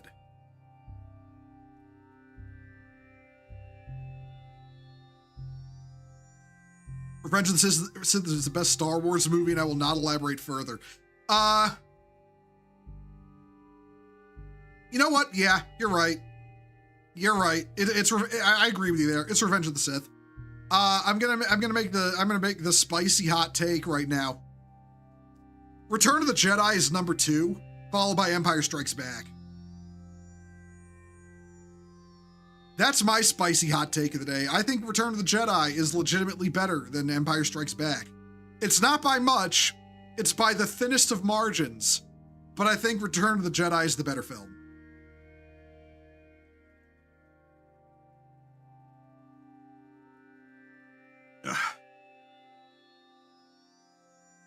You think it's Empire Strikes Back? Listen, I'm not gonna listen. If you think Empire Strikes Back is better than Return of the Jedi, I won't disagree with you. Like, even for me, it's a close race. You know, I think A New Hope is number 4. I think actually, A New Hope I'd say is tied with The Phantom Menace. And then at the bottom of the pile is Attack of the Clones. I like. Call in the reinforcements. Oh, hey, Denzel Jones, thank you for the raid. Welcome, Raiders. For those who've never been here, I'm Marshall Beaumont, a totally legally distinct space crusader currently rambling about, Star Wars prequel hate and how it was mass hysteria from the bridge of my ship. I see we're prequel maxing. Yeah, like I said, we're talking about how Star Wars prequel hate, the prequel hate, the hate train, before the sequels came out was just mass hysteria, and the prequels are actually good. Revenge of the Sith is the quintessential tragedy, and the ending still tears my heart out. Yeah, no, it's a good story. It's a really good story. I'm gonna be honest.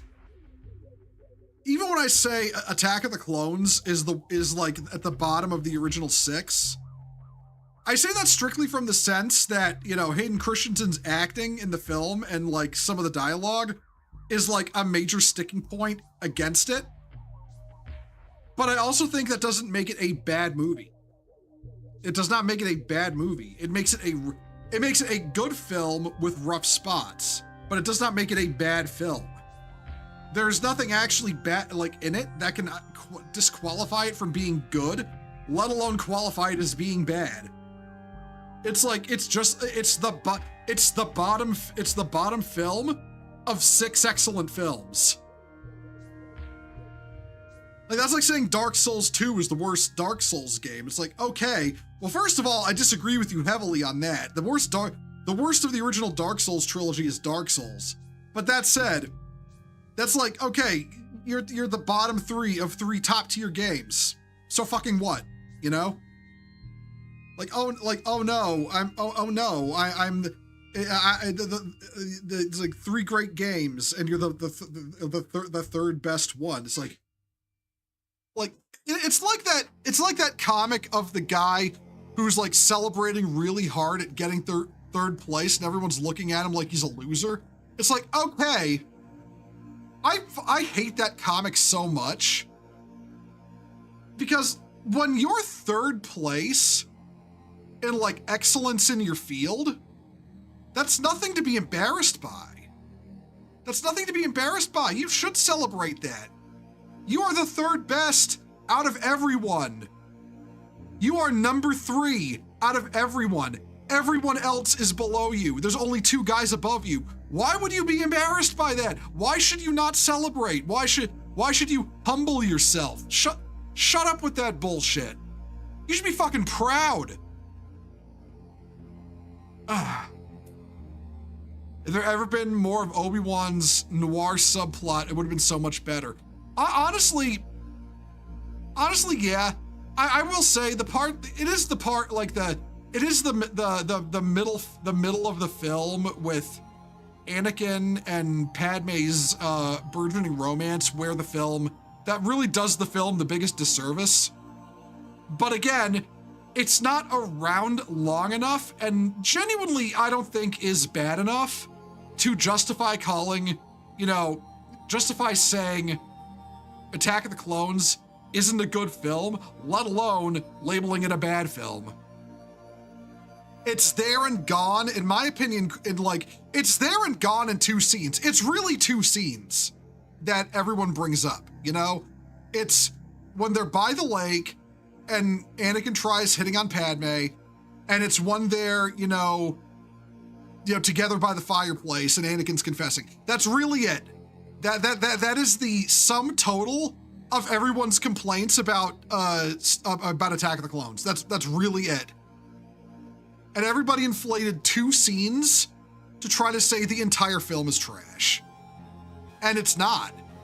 It's not even it's a good film. It's let alone, mid, let alone trash just from that. You love Rogue One? Oh, okay, first of all, okay, I'm a jerk. Hold on, Denzel, because you rated me and all that. One moment, let me, I need to get one of those bots for my chat that auto shouts out when somebody raids. I gotta do that. I gotta get one of those. But what do you call it? Yeah, go follow Denzel. He's cool. He's cool people. But yeah, no, it's like those 2 scenes are the sum total of everyone's problem with Attack of the Clones.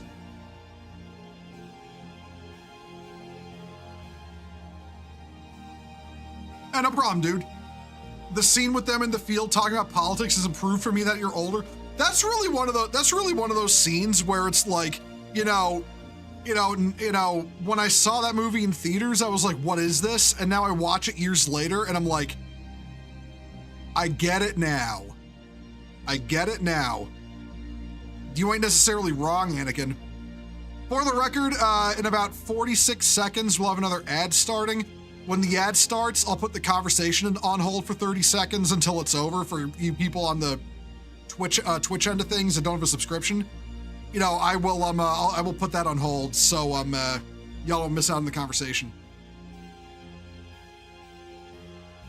Also, Denzel, I completely agree with you that Rogue One is a good film. Rogue One is a good Star Wars film. I don't rate it with the original and prequel trilogies though, because it's not one of those, it's not in there. But I genuinely think Rogue One is a good film and gets a lot of hate from people who I don't know, I really don't know why people, well, I can understand why people hate it. Okay. There's a whole argument to make it whether it's canon or not, because it's from Disney and not part of the original George Lucas approved canon. So there's that whole argument. But it's still a good film. It's still a good film, like whether it's canon or not, and you can absolutely argue it's not canon. It's still a good film. And let this be let this be to all the people who are like, Bohemond, you just don't like female custodes because it offends you. That's why you say it's not canon. I am sitting here right now saying without irony that a film I enjoy is not canon. So yeah, it has nothing to do with whether it offends me or whether there's women in it or whatever. Because canon works a certain way. And the ad is up now, so I'm gonna halt the discussion really quick while that goes away. Just, 16, 15 more seconds. And then I'll get to read in chat then when, as soon as the ad break ends in the next 5 seconds. So hold on to your butts. Hold on to your butts. And it looks like everyone on the Twitch end of things is back. So let me read some more of chat. I think politicians should obey the people. Well, sometimes they don't. Then they should be made to. Yeah, based, exactly. It's like, it's like the old saying, government should be afraid of their people, from fucking V for Vendetta. Another great film, probably not turning out the way the Wachowskis wanted it to, because they predicted the right-wing government would become like that when it was in fact a left-wing government. But also, I will say, V for Vendetta, also a good film. Rogue One is great because it really feels like a war. It felt like a proper genre movie. That scene with the AT-ATs showing up and the soldiers' real fear is so good. Yeah, that's the thing with Rogue. Okay, Star Wars were always sci-fi. Star Wars was always sci-fi films. I would not call them military sci-fi films. They're more akin to classic space opera. But I would definitely say Rogue One was a military sci-fi space opera, specifically, in the way it presented everything. It presented everything in much more in that military sci-fi way that Star Wars generally doesn't. There's space fantasy. No, I don't call it that. Space fantasy doesn't exist. Space fantasy, okay. Okay. Everybody likes to say Star Wars is science fantasy. It's not science fantasy, it's science fiction. Star Wars is confirmed to take place in our universe, just not in our galaxy. It's not, space fantasy or science fantasy. It is science fiction. And because I'm gonna go on a rant here, okay? Because this is a topic that sticks in my craw whenever it comes up. You didn't piss me off, Denzel. I want to point that out. You just got me started. Yeah. Nobody knows what science fantasy actually is. people are always like, oh, like when Rebel Moon came out, they called it science fantasy. It's not science fantasy, it's science fiction. Science fantasy is not science fiction with fantasy elements. Science fantasy is fantasy with science fiction elements. What do you call it? Like, what would be a good example of actual science fantasy would be the more sci-fi leaning Final Fantasy games. 7, 8, 13, 15, like that. Those are science fantasy, especially I would say 7, 8, 13, and 15. Those are science fantasy. With the, and the difference, what? I get just sometimes the topic just comes up. People talked about Rebel Moon. I mean, one of my original videos that got a ton of views was a review of Rebel Moon. No, 40K is not science fantasy. 40K is science fiction. The whole concept of magic in 40K comes from a fundamental misunderstanding of an in-universe scientific principle. Like sorcery, it's all just psychic powers and how that works, It's psychic powers and alternate dimensions in a very science fiction formula, but seen by a people who do not understand it. They don't understand how it works, so they think it's magic. They think the entities of the warp are demons when they're aliens from another dimension. This actually comes up in the Horus Heresy when Garvia Logan encounters Samus at 6319, and then he's like shaken by the demon encounter, and then Horus comes up to him and like starts talking to him about, what demons are and, and how this isn't magic. It isn't magic. It is a scientific principle, related to, an alternate universe that has aliens that try to invade us. That's what the warp is. That's what demons are. Horus in that moment is absolutely right.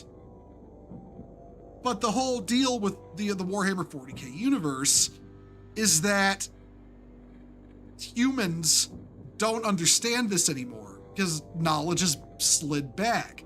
So people think that demons, which are again a type of Xenos from, they're absolutely a cognito hazard. Don't get me wrong, but they're not actual demons in the biblical sense. They're aliens. They're a type of alien from an alternate universe. Like, and all the air quotes magic, is either, people with psychic powers, and the fact that those capabilities allow the creation of bleed over into that universe where the fabric of reality as we understand it begins to break down.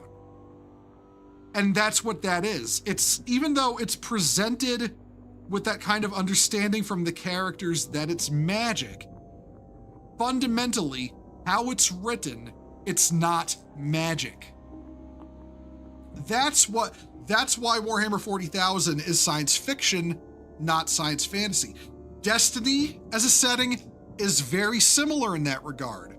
The whole, the light and the darkness are not magical.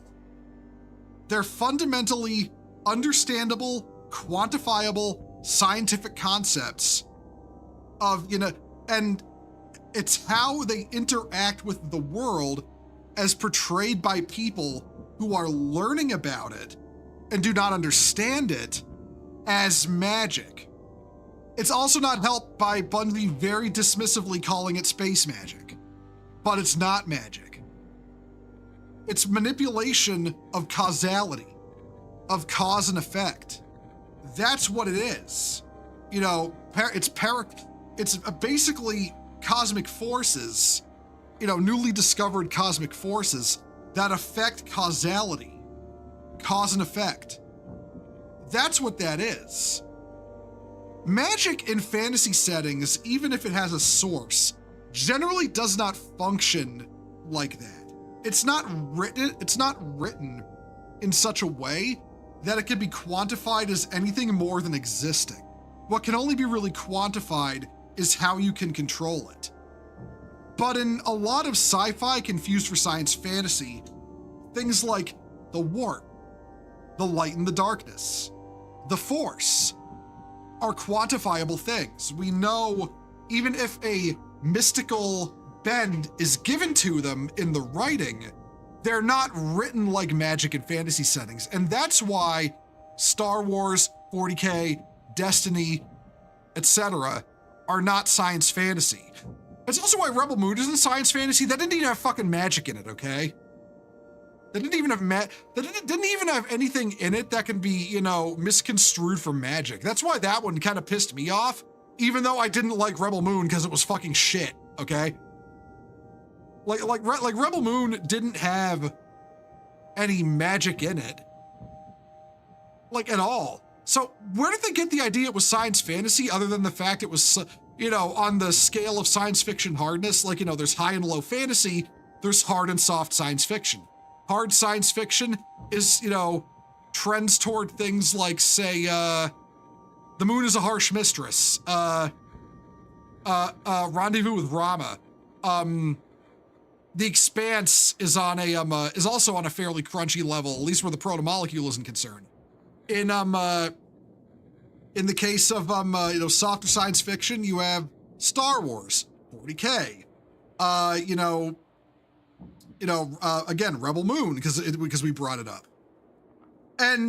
But that doesn't make the stories those softer series are telling as fantasy. The scale of science fiction is how hard are we trying to adhere to scientific realism? That's all it is. That's all the difference is, and that's all it ever was. Something like, say, like I brought up Rendezvous with Rama. Something like Rendezvous with Rama is trying very hard to adhere to how science works. Same with The Expanse, even if it's more flashy about it, Oh, this is a lovely conversation, sadly, but you're late to your tabletop game. My apologies. Oh yeah, Dantel, have a good evening. Hope you enjoy your tabletop game. Sorry about that. But yeah, something like Dune. For the record, Dune is also very similar in that regard that people, how the powers in Dune work is scientifically quantifiable. It is not presented as magic. It is presented as, it is literally just, it's martial arts. It's martial arts. It's people who've just, for want of artificial intelligence, learned to hone their bodies in such a way that they can do, perform physical feats that we today are not capable of, but it is not magic. The spice melange is not magic.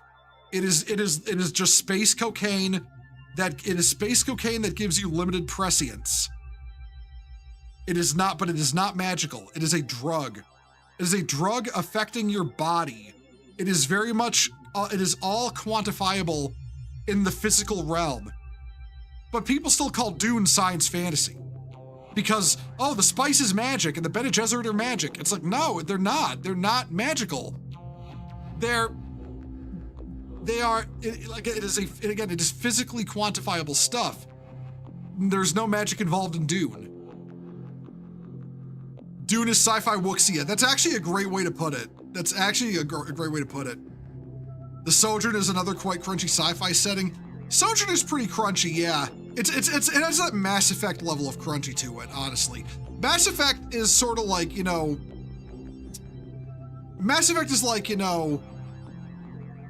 more kind of center hard versus like, say, what do you call it? Like center hard, where The Expanse trends more toward, a little harder, but not completely hard sci-fi, because it does play with its it does play with its hardness enough that allows things that defy explanation, like say the proto-molecule. But and then there's things again, like say 40K is a really soft sci-fi setting. Like it bends the laws of physics, but again, it bends the laws of physics, but also does not use magic. So yeah, actual science fantasy, like, are things like, say, fuck, let me think of some things off the top of my head. Like this old cartoon show called Silverhawks, where all the characters are just flying around in space. Like, Silverhawks is a good example. Treasure Planet is a really good example. In fact, I would say Treasure Planet is an example you should go and watch because it's an excellent film. But Treasure Planet's a great example because they are just like exposed to space with no protection and they are fine. Like, that is outright fantasy, you know? Because like it's basing itself on this incredibly kind of, you know, archaic concept of space works called the ether, kinda, where, you know, there'd basically be like an atmosphere in space itself. Like, that's science fantasy, you know, right there. And again, I bring up, you know, Final Fantasy 7, 8,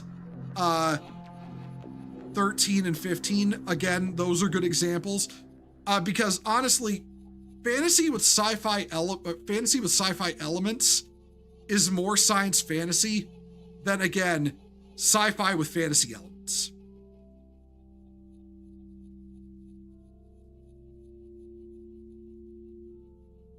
The only non-hard stuff I can think of in the Sojourn is the Advari tech, but even stuff like drift is still based in physics. Yeah, it's like element 0 in Mass Effect. You know, positively charge it, you reduce mass. Oh wait, no, or negatively recharge it, you reduce mass. Positively charge it, you gain mass. Like, that's how that works. Or like Mobile Suit Gundam, the Minovsky particle. Like, honestly, Mobile Suit Gundam is fairly hard sci-fi, and the thing that allows them to break scientific reality and add out their elements is the Minovsky particle. Like, even like things like, say, the Psychomu and the Universal Century Gundam to specify, things like the Psychomu and the the Psychoframe operate off of Minovsky physics, which is just the idea that, you know, it's a degree of particle physics that, you know, there's these Minovsky particles and they fuck with sensors, you know, radio signals and stuff like that. And, you know, radio sensors, infrared, light, and all that stuff. And then they can be harnessed to manipulate, to manipulate things. And through that, they get beam weapons. And then they get the beam weapons. And later on, they learn how to harness the fact that a new type's brainwaves disrupt Minovsky particles. So they use that to create the Psychomu. The Psychomu evolves into the Psychoframe, which amplifies the power of a new type. And then you have things like, say, like the atomic bazooka on Physalis contains the photons and radiation and everything of an atomic blast with a really powerful Minovsky field. And again, it builds off adding a fictional scientific principle, but it treats it like a scientific principle. That's the point. That's why it's not fantasy. That's why when new types are doing all kinds of crazy shit due to psychoframes, it's not space magic. It's an evolution, an elaboration of a fictional scientific principle as put forth by the setting.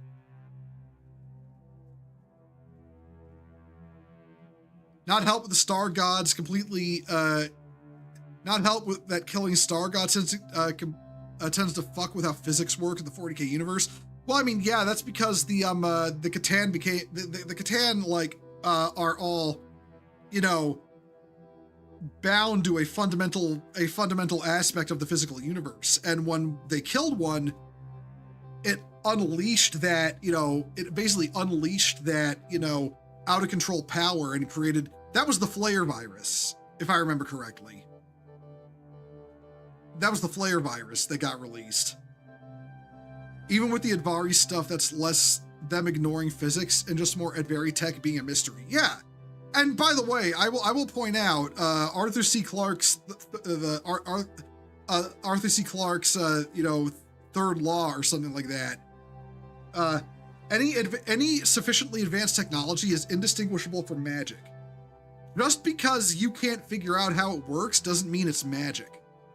Like, I actually kind of like that about Marvel's Thor film, or at least the first one, because it pointed out how just because the Asgardians have like absolutely crazy, absolutely crazy technology doesn't mean it's magical. It just means their tech level is on such a level above our own that we couldn't begin to figure out how it works. And even then, Jane Foster was grasping some of it in the second film, so yeah. Gundam Seed is more grounded than UC. Gundam Seed is... I don't think I personally can make that judgment call, but I will say in how they present themselves, Seed is more, okay, and this isn't an insult towards Seed. Seed is more cartoony than Universal Century Gundam in its presentation, but that also doesn't make it science fantasy either. Like, aesthetic presentation isn't a determining factor there either. It's a writing thing. Like all the special powers in Seed are due to genetic engineering, like the coordinators, like in their abilities. So again, yeah, that's a matter of like say genetic engineering. That's not magic. What are some more examples I can think of off the top of my head? Yeah,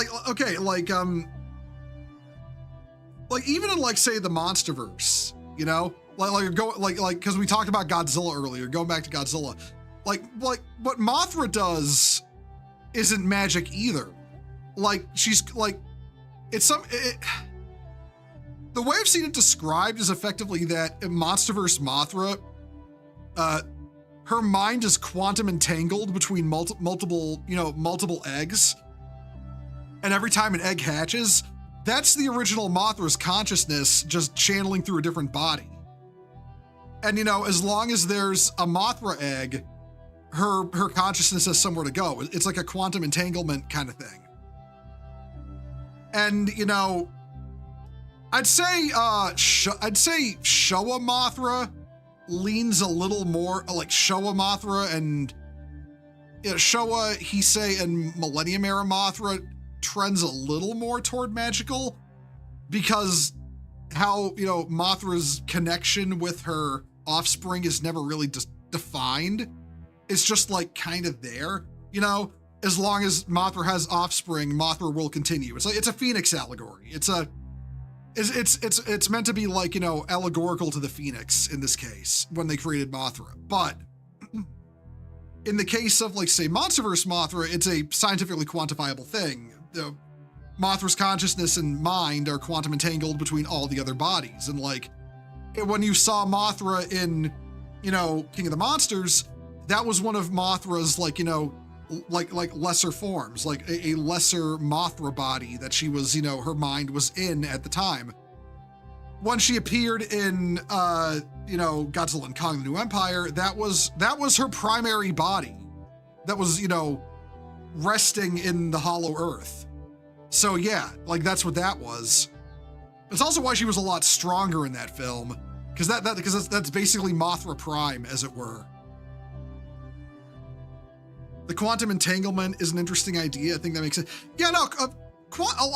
Another thing is a lot of science fiction writers do not understand quantum physics. Look, I write science fiction. I don't understand quantum physics. I don't pretend to. Like, if I'm gonna write something involving quantum physics, I'm gonna look into it enough to understand enough to be able to write it as well as I can. But I'm not like, the guy who wrote fucking, what do you call it? I'm not like the guy who wrote, the BioShock Infinite guy, who was all like, oh, I don't understand quantum physics. And I find that makes it interesting to me, so I'm gonna write about it, even though I don't understand it, because it confuses me, and then doesn't understand how quantum physics works, and BioShock Infinite was shit. Like what do you call it? Like actually, talking about Gundam 00, actually fairly on point with quantum physics and like how it works. Like GN, like the GN particles out of the GN drive in that were absolutely in that realm of, Spice Milan, Element Zero, Minovsky particle kind of pseudoscience. But again, how they function in that they allow you to broadcast your mind on a quantum. Basically, they hook your thoughts into quantum entanglement when they're in the feed. When the GN particles are spread out in a powerful enough density, it basically quantum entangles people's thoughts, and that's how it works. That was actually a really interesting concept, I thought, and using that to communicate our deepest thoughts to each other and allow understanding, and ultimately allowing mankind to, at the end of the movie, communicate during first contact and end a potential apocalyptic war. That was a really Gundam 00 is so fucking good. I can't recommend it enough. Okay, yeah. We kind of spiraled out of control out of this topic. There was one more thing I really wanted to bring up, and this one, folks, is some bad news. News from what do you call it, on the Helldivers film. Helldivers director Justin Lin is not a gamer. He leaned into this as a strength when pitching his take on the film. His past projects include multiple Fast and the Furious films and Star Trek Beyond.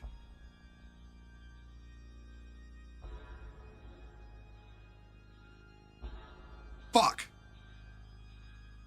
Okay, let me read this. Let me read this real quick, McGinnis. Interstellar is the only movie that somewhat gets quantum functions correct, largely due to Nolan always conceding to the physics on stuff. Yeah, no. I will say the movie that he made that absolutely benefited the most from his absolute autistic obsession with realism was Interstellar. Call in the reinforcements. Oh, hey, Ash, how you doing? Thank you for the raid. Thank you for the raid. Welcome, raiders. I mean, pretty sure everyone who watches Ash already knows me well enough, but still, I will once again reiterate. Marshall Bohemond, I am a totally legally distinct space crusader. And we are talking the bad news on the Helldivers film. One moment, let me give you a shout out there.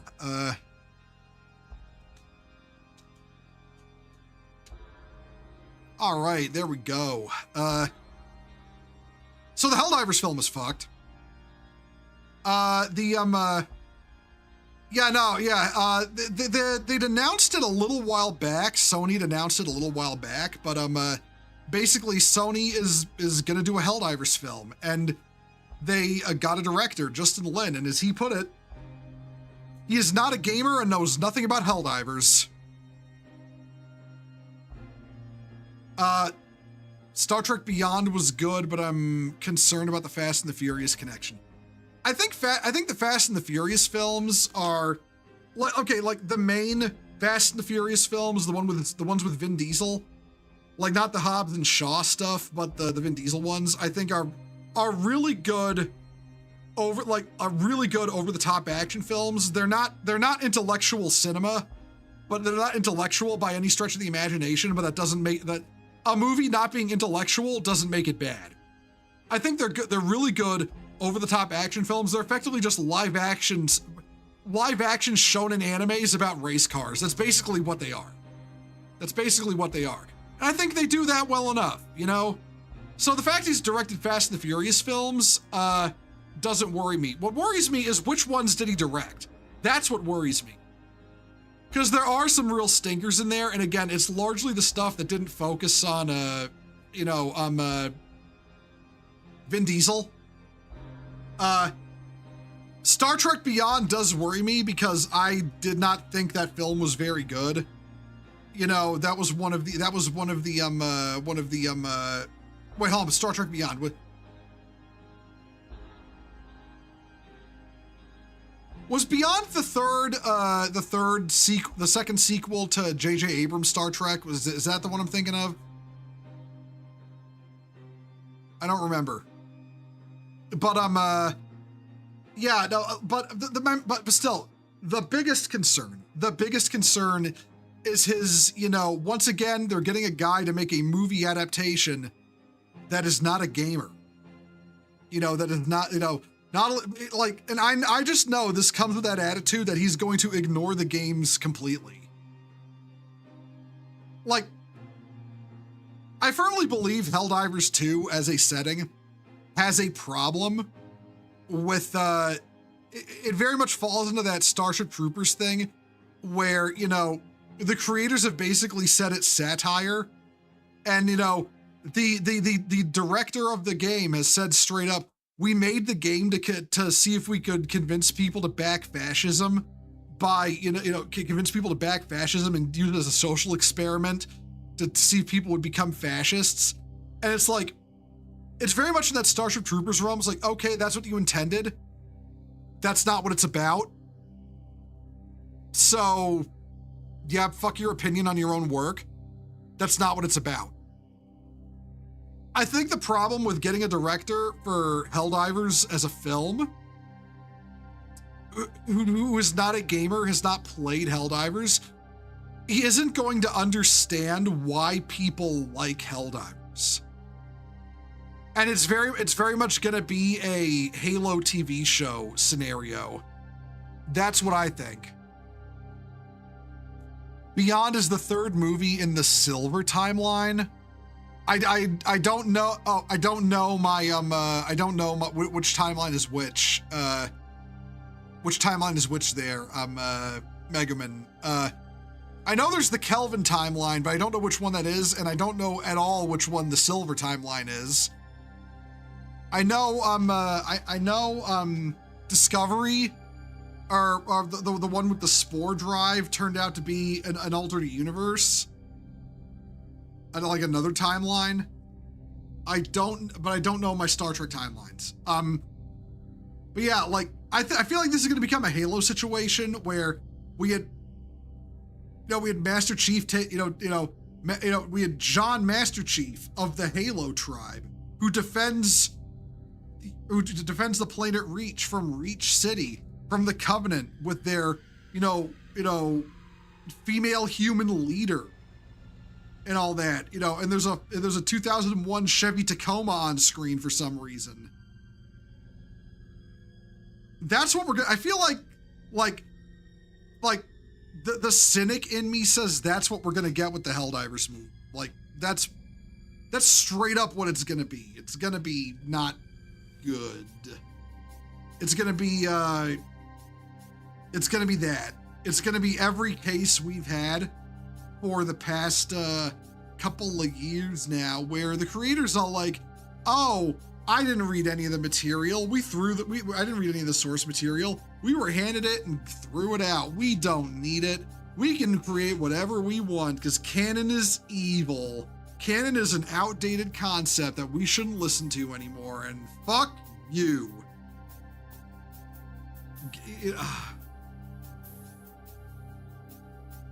Gamers don't care about fascism or communism. Gamers just want like the militarism in general. Yeah. Like, I mean, I would definitely say if you're trying to write Helldivers 2 as political commentary, it's genuinely shit political commentary because it's not commentating on anything. Like, Helldivers does not have a point. Like, if we're talking like in terms of like, trying to say something about our world, it really does not have a point. If we're talking about, creating a fun setting, escapist setting, detached from our reality, then it's fucking excellent. But it is very poor political commentary. Like, there's nothing in Helldivers you could actually take from it that could be like, commentary on our world. Just because of the fact, like, yes, yes, actually, all three of the factions opposing Super Earth are in fact existential threats. What do you know?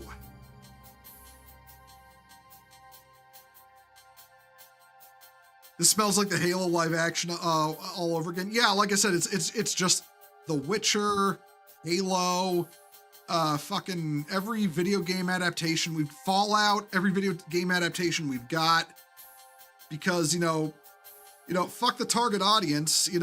They legitimately do not care about the source material or its fans. They don't.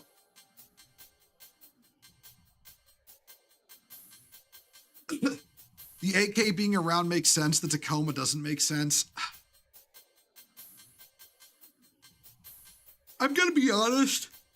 I'm gonna be completely honest. Like, I think the 8K will be around for a while, but I think once we get to a point where we're colonizing other planets, you're not gonna see the 8K anymore. You're not. It's not gonna make it to other worlds. It's just not. I do not excuse an AK showing up in the Halo show. I really don't. Especially when, hey TK, how you doing? Especially when, what do you call it? Like, one of the things Halo did that really worked, like when you see, when you see, Rebels in Halo Reach, is that, it gave a very specific design language to, the firearms of the UNSC. And, the UNSC and the people who live in the UNSC. So it has this very specific design language. And the Halo show, by adding an AK into Halo, threw that design language out the window. So yeah, that's the problem. That's the problem with having an AK in Halo. Like, when Elysium has Matt Damon carrying a fucking AK-47 in like the 2140s or whenever that movie takes place. You see, that makes sense because for a lot of the people that still live on Earth in that movie, it's got a very used future aesthetic, even though, hold on a minute. I want to show you this now. I want to show you the physical, the example, right? The example of what I'm talking about. One moment. Let's see. Where was that search engine window? There it is. Yeah, let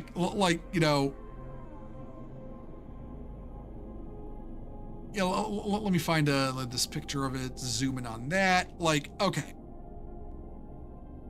This is the infamous Elysium AK, all right? Warning. And oh, hey, Jero, Art X, thank you for the follow. Welcome to the Crusade. Hope you're enjoying the stream. But yeah, this is the Elysium AK, right? And the thing with the way Elysium did it right was that it took an AK and it gussied it up and greebled it up into a weapon that you could see believably existing in the 2140s. Or the 21, whenever the movie took place. I think it was the 2140s, something like that. Yeah, it's just an AK, but you'll notice it's been wired up with a rig that lets it fire more high-tech ammunition. Like in the movie, it straight up fires, what do you call it? Ammunition? Proximity exploding ammunition. And that rig they have strapped to it is the arming mechanism for the proximity rounds. So yeah, it's an AK, but it's shooting higher tech 2140s tech level ammunition. And it's been modified to do that.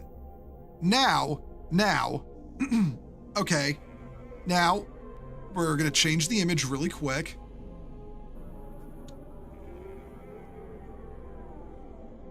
Let me see if I can find a picture of this. Oh, yep, there we go. There we go.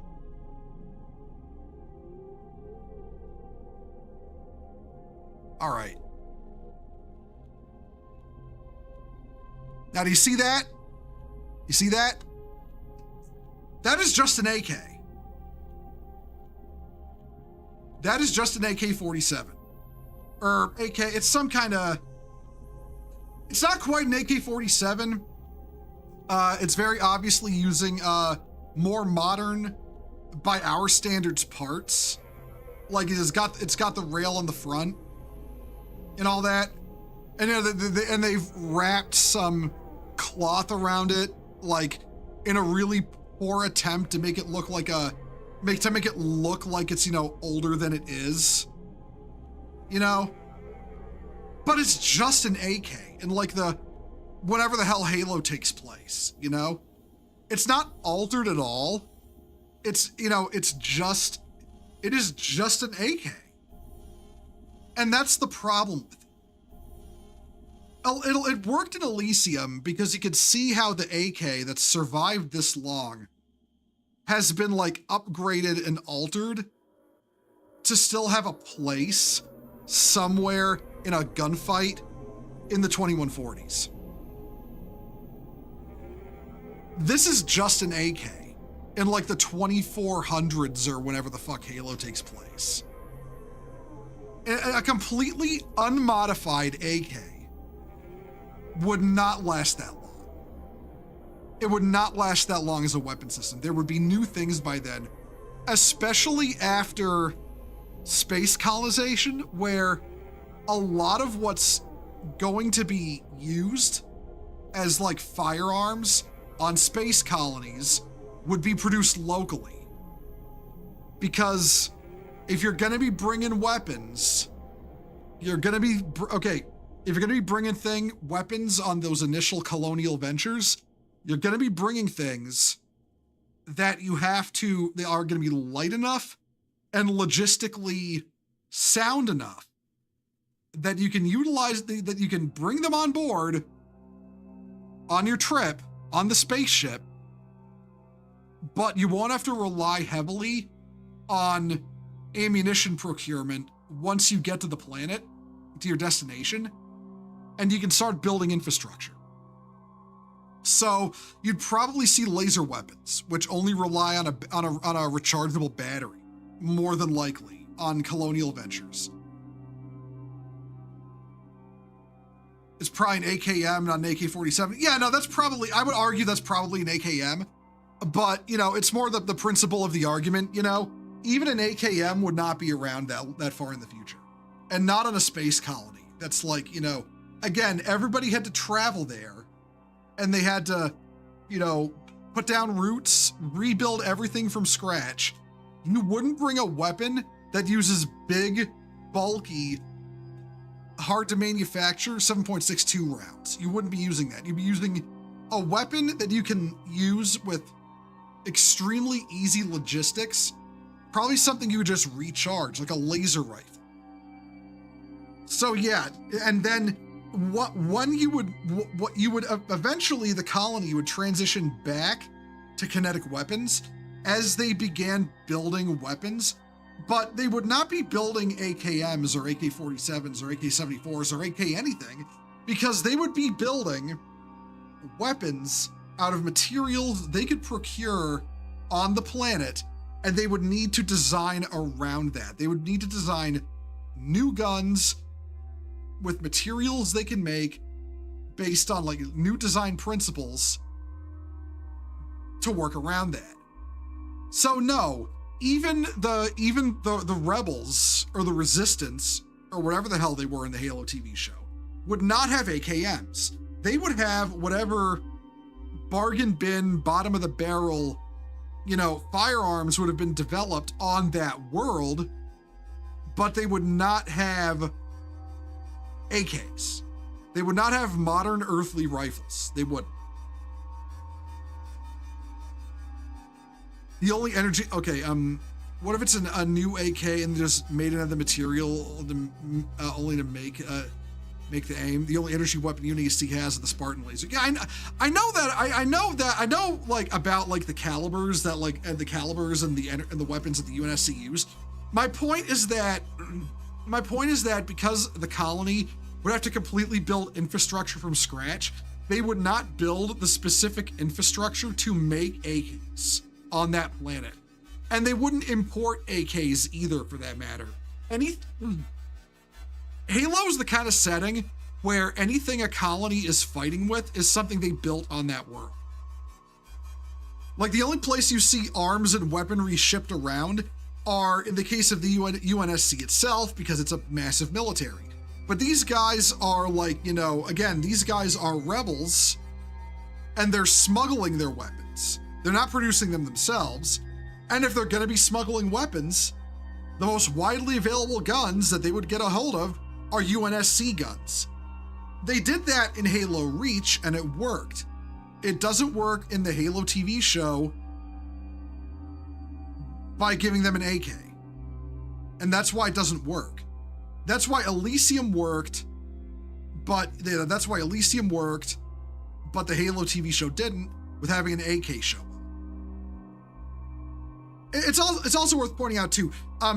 Elysium also, again, I think I said this earlier, leans heavily into that used future kind of thing, where, you know, yeah, people would have antique 21st century, 20th century firearms laying around, because everything on Earth is shit, you know, everything on Earth is shit. So yeah, a guy would have just, a guy would be just dual wielding, like full auto Glocks, and Matt Damon would be able to probably gain access to an AK, But again, they also dolled those guns up in a way to keep them, technologically relevant one way or another when they showed up. And that was, as much as I don't like Elysium because it's a bad film, that was actually smart. And honestly, I don't owe it to the world building, because Elysium is trash world building. I owe it more to the fact that, Neil Blomkamp, in terms of like hiring people to do technical design for his films, really knows his shit. So he hired people who like put two and two together and like, okay, if we're gonna have Glocks and AKs show up in the 2140s, 2150s, whenever the fuck that movie takes place, it's gonna be, they're gonna be there, but they're gonna be modified in ways that we would not think of. And that's why it worked. Okay. I've been rambling now for about 2 hours, 47 minutes. All right. Okay. So here's what we're going to do, everyone. I'm going to go AFK again really quick. I'm going to come back and I'm going to start I'm going to play some Helldivers. So yeah, I will be right back, everyone. Hold on to your butts.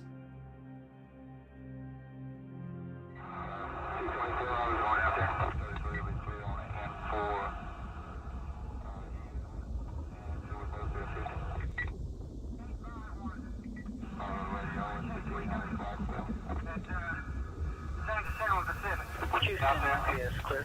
Loud, clear. In the suspicious citizen, 4423 live, we'll get them all to station. On the cut. C7? Yes, ma'am, we'll be clear, and 233 will be clear on the N4, E. Edward, and so we'll both be a 50.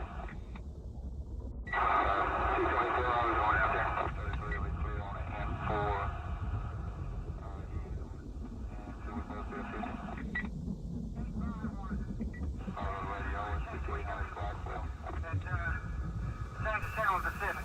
Out there, yes, clear.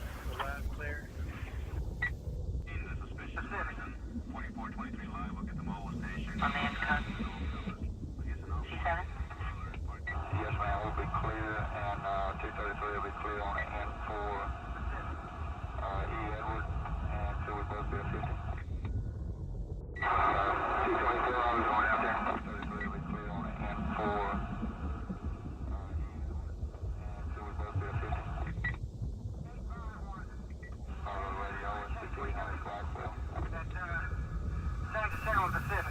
Out there, yes, clear. Loud, clear. In the suspicious citizen, 4423 live, we'll get them all to station. On the cut. C7?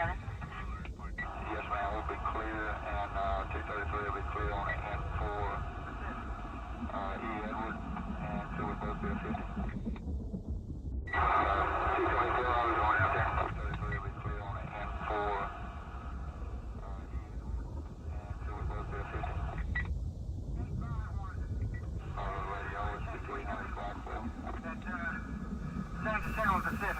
Out there, yes, clear. Loud, clear. In the suspicious citizen, 4423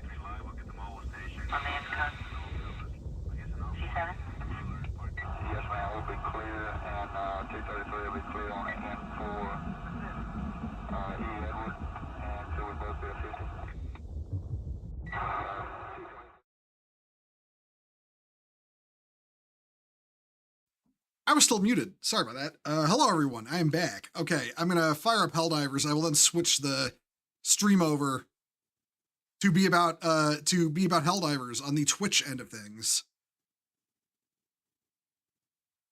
Finally finished your Moon Gundam? Nice. You find it odd that UNSC uses 7.62 by 5.1 rounds for its service rifle? Well, I mean, that's okay. That's more a Halo in general world building thing, that such an ancient cartridge would still be used by the UNSC. Or that, you know, bullet technology hadn't evolved at all. Like, I find that hard to believe, personally.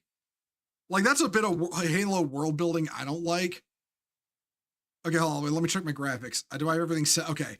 Because this game was doing the thing earlier where my what do you call it? My graphics got pushed to the absolute maximum, and I felt like I was gonna melt my computer down. I mean, not really, but yeah. Need to get the new Warbond. Okay, yeah. Let me switch the game over.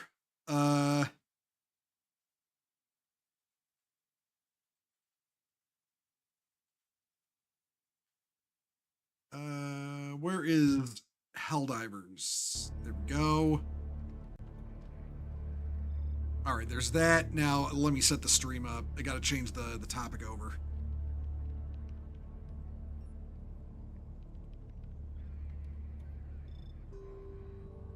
Can you smell it?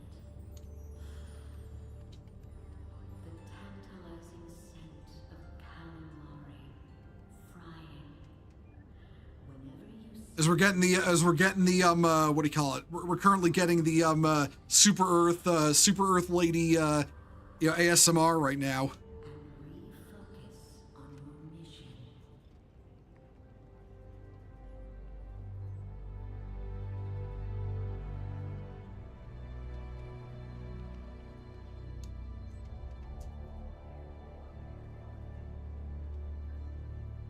Oh shit. Right.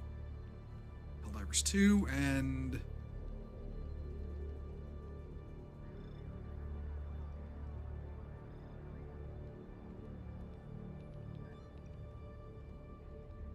my streams are still up, yeah? Yeah, they're still up. Okay. Did I do the thing that reduces the blow? Hey, Pip, how you doing? Did I do the thing that reduces the blow to how much the game? Yes, I opted into that beta. This game is now running at. Why does my game look scuffed on my screen? Hold on. Graphics.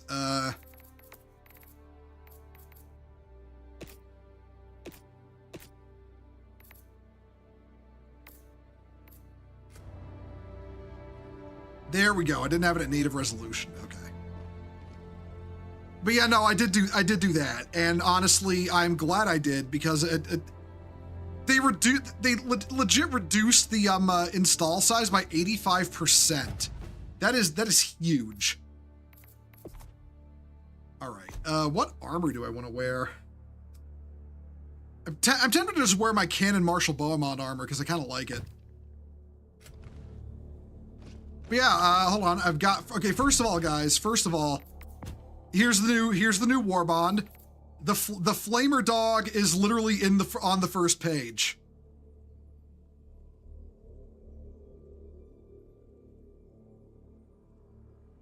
Like, the Flamer Dog is on the first page. The new assault rifle is actually pretty good. I gotta set the keybind so I can like quick swap between fire modes. That's a keybind they added. Unfortunately, the minigun is on the last page. Yeah, there's a new rifle. It's light armor piercing, but it's got a grenade launcher. So, yeah. And then on the Superstore, there's... Okay, I don't know if y'all noticed the Fiend Destroyer with a double barrel shotgun. It's just Doom Guy. It's just Doom Guy.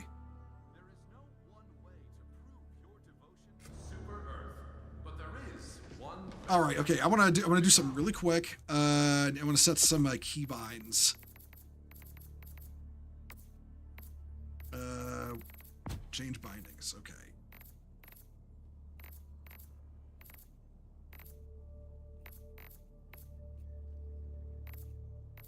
HUD toggle, vehicle, stratagems, map, movement. Oh, would it be under combat? Aim, fire, reload, melee, change equipment short, change equipment long, quick throwable, quick stim, primary, secondary, support, use backpack function, switch aim mode, switch camera side, open weapon wheel up, weapon wheel down, quick weapon wheel up, quick weapon wheel down. Okay. Okay. What do I want to bind to what here?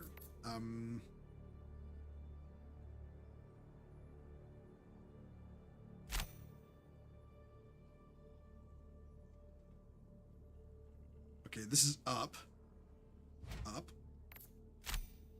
down,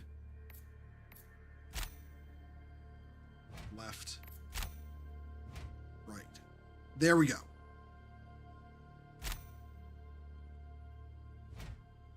Wait, what? No.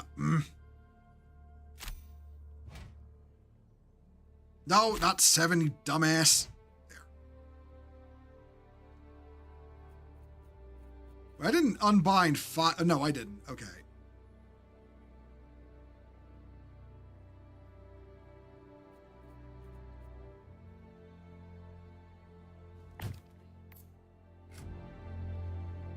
Yeah, that should work. The hour of our next Oh, are you doing a stream with random? Hey, Chonk, if you want to join on me, go right ahead. Of alien scum.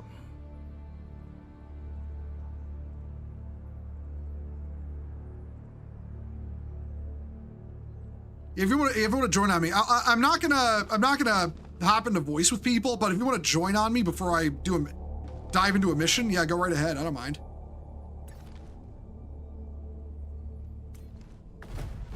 Actually, hold up. Let me see if I can invite you. One moment.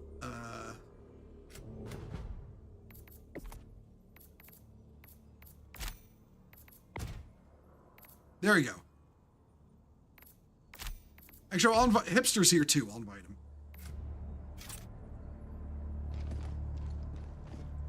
Allied destroyer has joined squadron. Any computer frying yet, or can we confirm they fixed that? They must have fixed that, or it must have just been a rumor. I don't know. Cause yeah, I haven't had any problems or heard of more people with that problem since.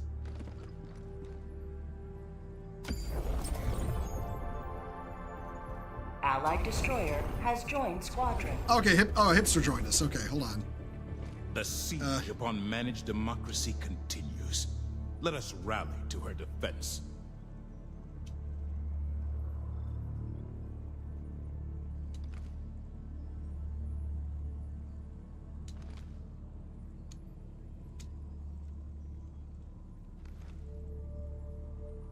Yeah, just letting him know what's going on before we dive in.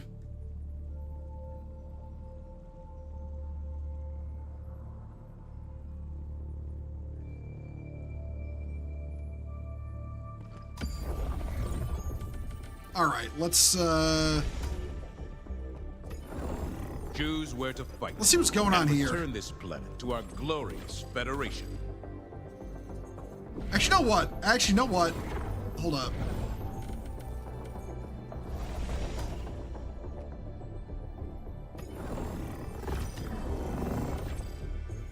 You know what? Let's fight Illuminate. Fuck it. Initiating I'm feeling NCL adventurous. Zone 2, the East Iridium Trading Bay system.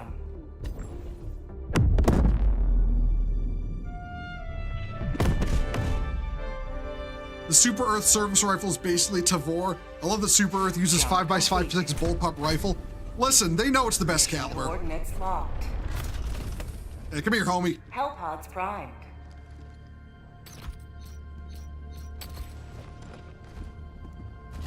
All right.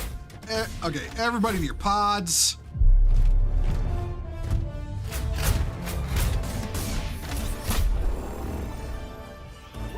Yeah, we're doing a hold the line on suicide mission. Bring your turrets.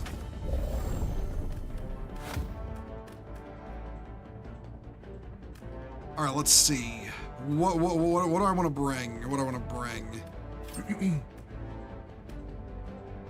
Definitely the autocannon. Allied destroyer has joined squadron. Engaging orbital thrusters. Autocannon, Gatling, I'm feeling... Orbit synchronized. Okay. I'm feeling...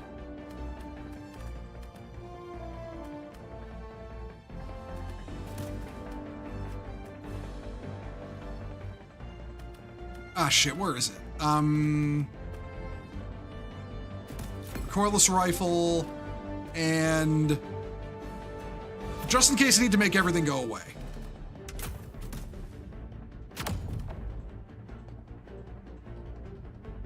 Helipod launch initiated. Bullpup rifles are better. Also, I'd love to see a comparison between it and IRL 5x56 bullpups like the Devoran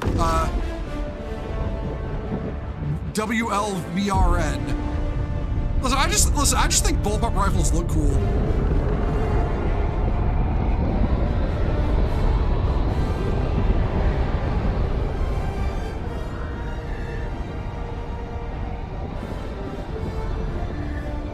I admit I'm not as knowledgeable about guns as an American could be.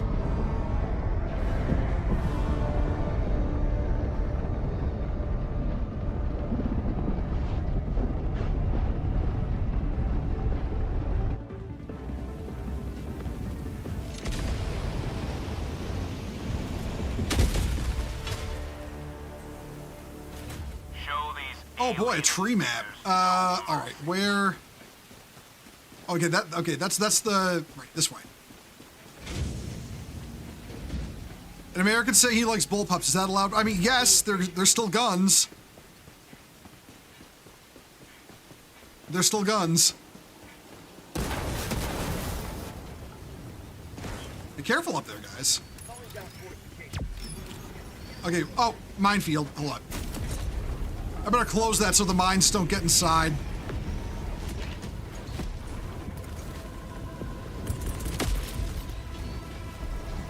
Calling down a sentry. Requesting sentry. There we go. Hold on. Sending down support weapon.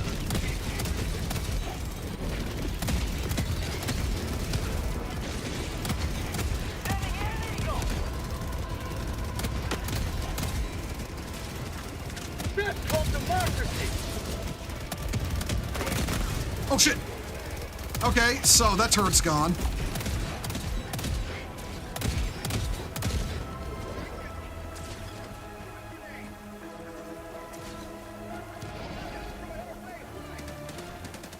You know, listen.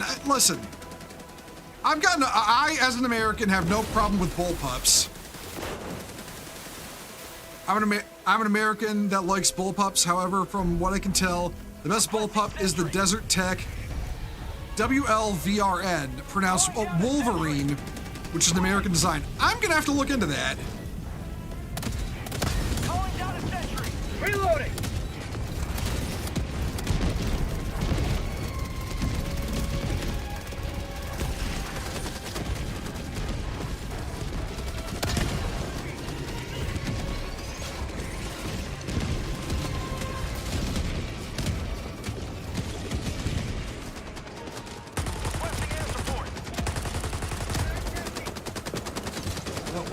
Okay, let's Requesting air support.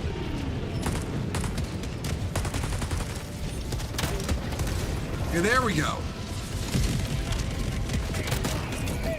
Sending in an eagle.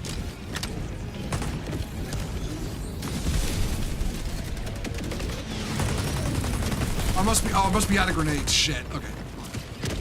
Requesting fortification. Oh, that thing ain't shit. All right. Oh, our door's down over here. Shit. Mag's empty.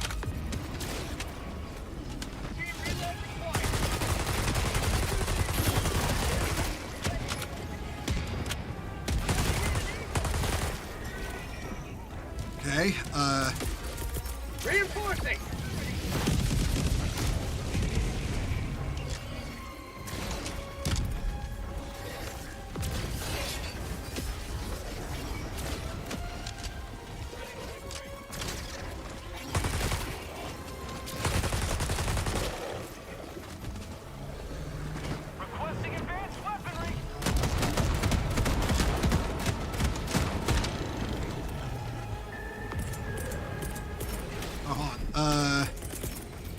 dropping my turrets Calling down here. a sentry.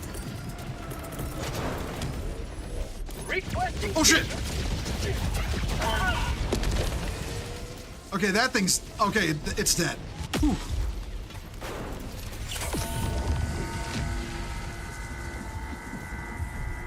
Squad! New mag.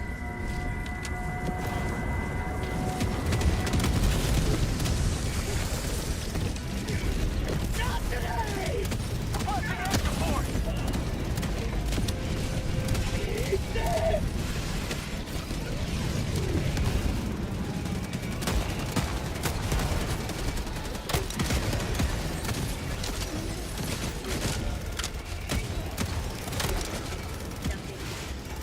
Hold on. Shit.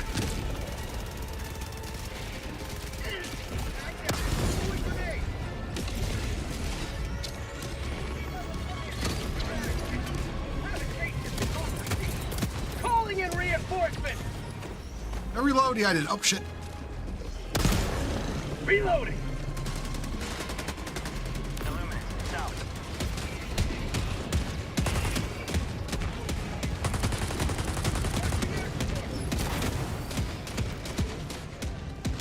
Calling down fortification! Boom.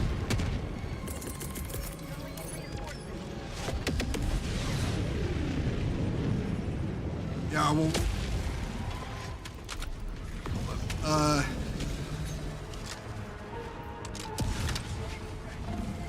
Squad!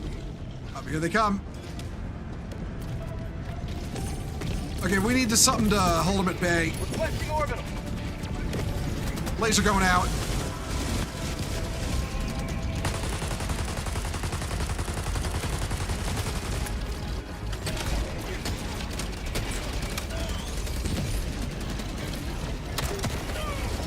Reloading! What hit me? You hit me.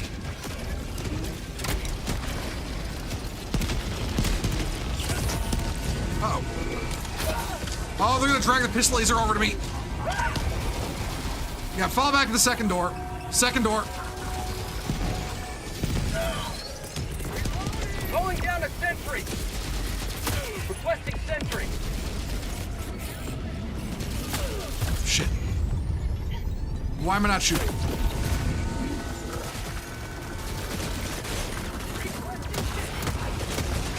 Why am I not shoot? Why can't I shoot? What the hell? Say hello to democracy.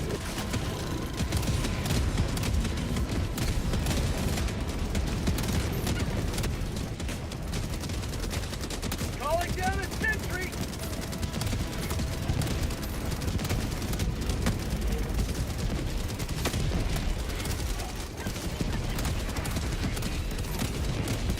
Okay, this is a much more defensible position. Can this thing shoot? Sending in an eagle. Why can't I? Why can't I shoot?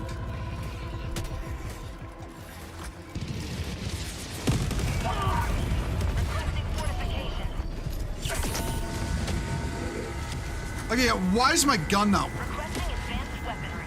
What the hell? Requesting fortifications. That one'll shoot. Switch.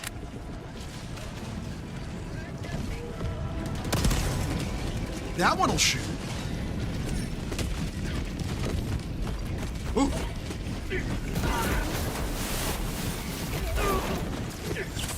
Freedom never sleeps. Are you dead yet?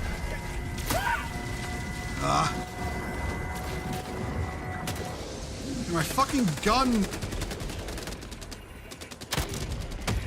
Last reload.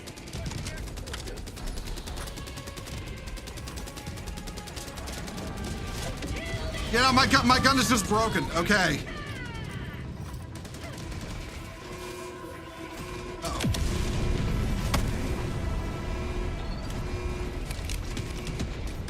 Okay, guys. Yeah, I'm sorry. My primary weapon has decided to stop working. Requesting advanced weaponry. Throwing supply beacon. Calling down a sentry.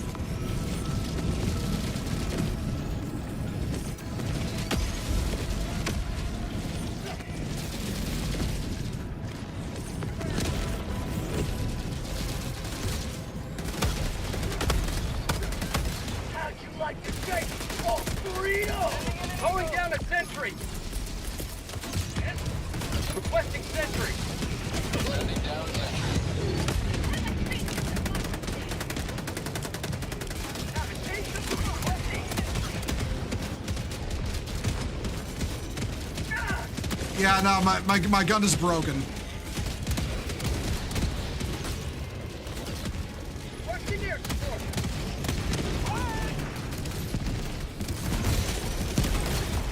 Reloading! Wouldn't be a new war bond without bugs? Yeah, no, you're absolutely right.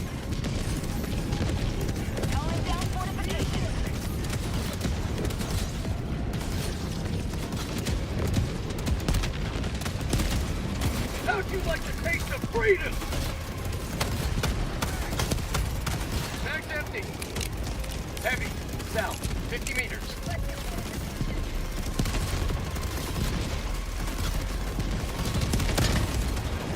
I missed.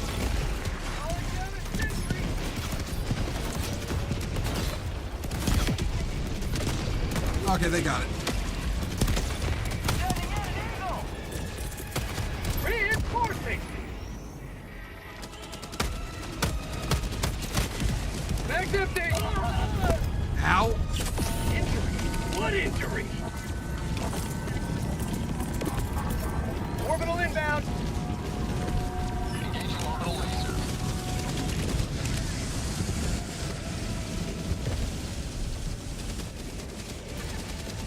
Mission at 10 minutes remaining. I will soon have missiles ready again, or turrets ready again.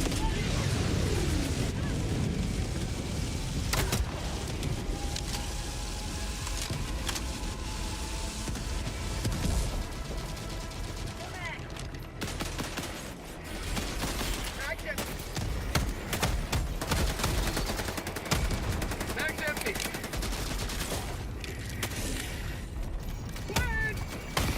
Say hello to democracy. Calling down a sentry. Reloading. Requesting sentry. Bag's empty.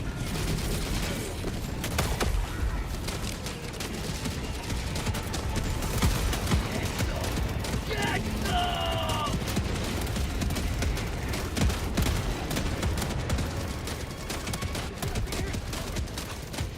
Get some! They're lobbing.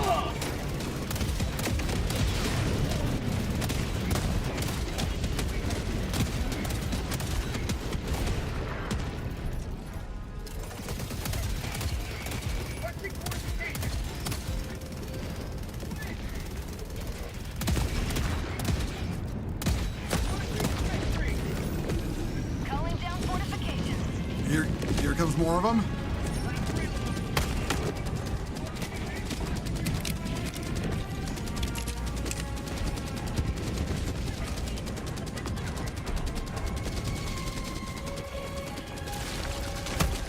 Allied destroyer leaving squadron.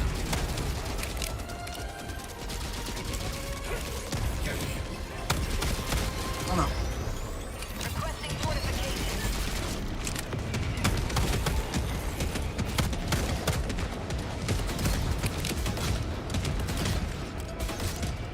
I have no pistol ammo left. Shit.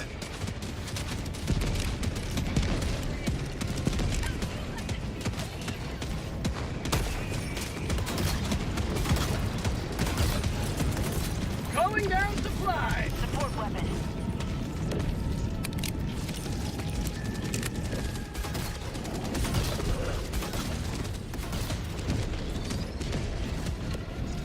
Heavy, southwest, 50 meters. Reloading. How did that not kill it? What the hell? Yeah, there it goes.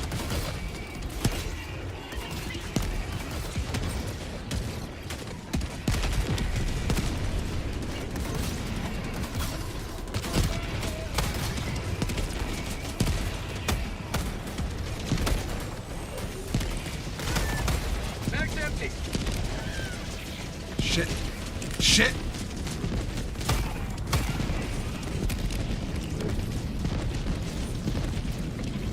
In the enemy. Calling down a sentry. Requesting sentry. Where the hell did that thing go? I'm gonna pop it next time it comes in.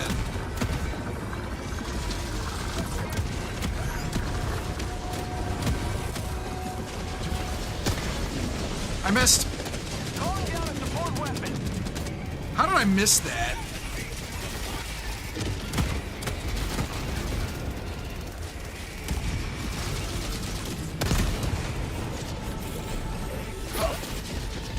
Oh, no, no, no, no, no! How am I alive? How am I alive?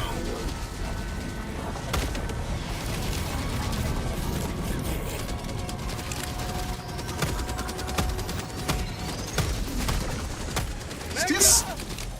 Oh, no. Oh, no.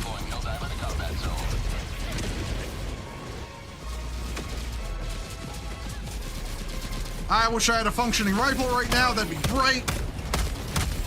Mag's empty. You've done your duty. You made trapped with honor. Well, shit. You lagged out. Yeah, that's what I figured happened, Shanka. Request approved. Deploy. Oh, God, why are you reinforcing me? We're over here. Oh, my God. Why would you do that? Why would you do that? Falcon 1, landing in progress.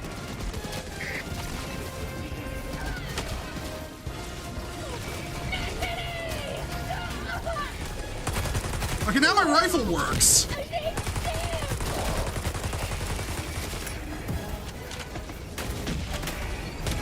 Everybody on.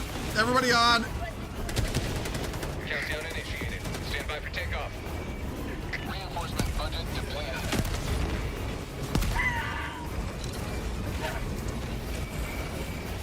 Extraction complete. Pelican 1 beginning ascent. Oh. What? Question not the providence of liberty. Liberty only rejoice that they have another opportunity to kill the enemies of managed democracy. You know what? Yeah, true. Actually, true.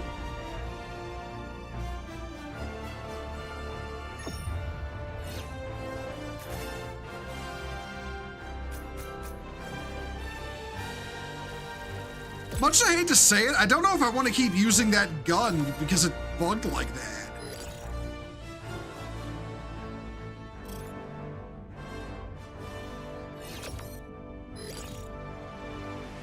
Gallantry beyond measure. You know it, baby.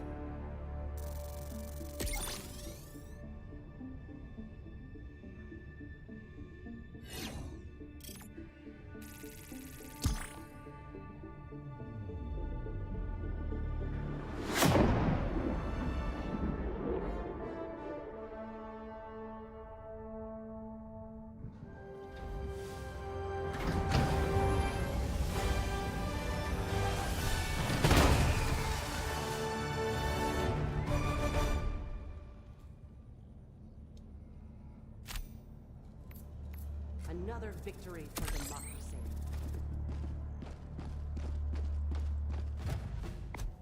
All right, let's see what I've unlocked on this thing. Reflex sight. I kind of like the sight it has. No other attachments yet. I don't get a barrel attachment until level 8. Jesus. Okay.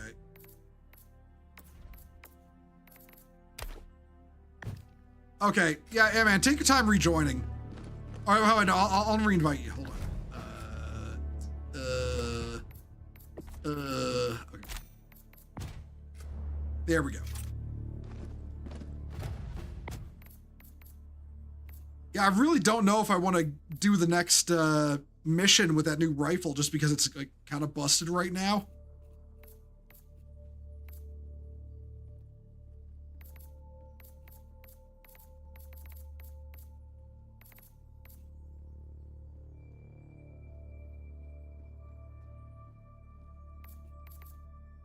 Ah, fuck it, I'll give it one more go. Yeah, we'll give it one more go. Bring that. Okay.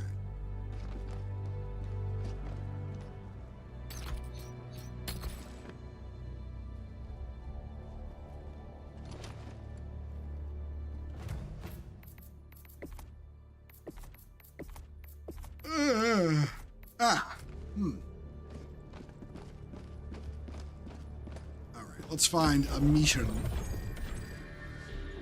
Evacuate colonists or retrieve recon craft intel. I'm feeling like the colonists. Coordinates locked. hold on. Can I buy another thing yet? No, but I'm gonna save up for the armor.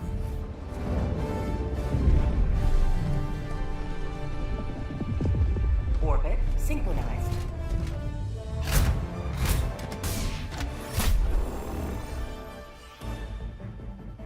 All right. Let's drop. We'll drop. Yeah, we'll drop. Actually, no, we'll drop here near the secondary, and then we'll go get it.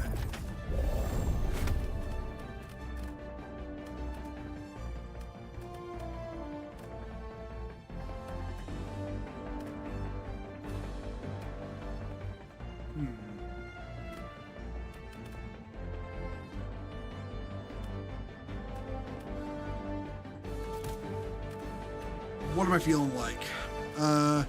You know what? Hold on. Okay, I'm gonna bring.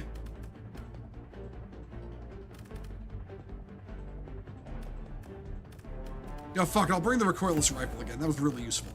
And I will also bring airstrike 500 pistol laser.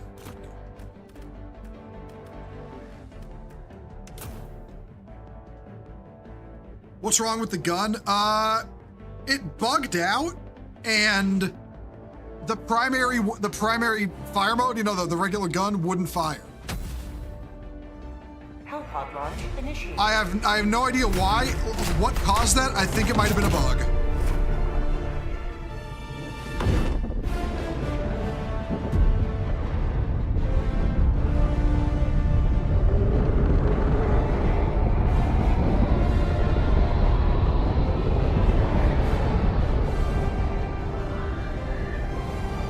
Like, it kind of reminds me when, you know, back when the mechs came out, and, you know, the missile launcher that the mech has, the missile could come out of the barrel at such an angle that it would actually blow the mech up. The mech would clip into its own missile as it was coming out the barrel.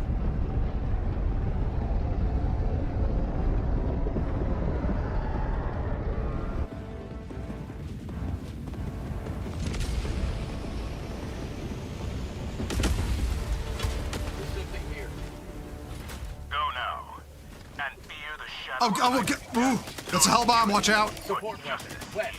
Never mind. Support weapon, west. Calling down a support weapon. Allied destroyer joining squadron, deploying Helldiver.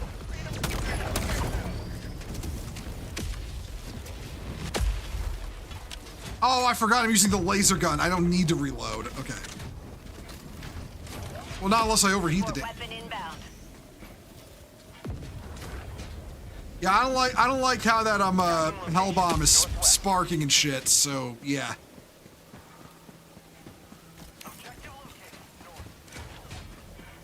Yeah, we gotta take this tower out. That's just gonna make doing the missions a bitch until we get rid of it. Calling in an Eagle.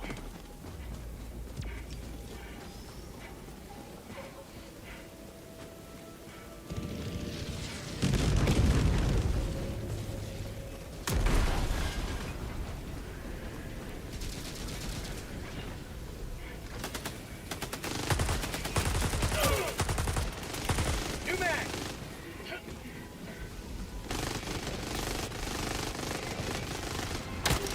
Say hello to democracy!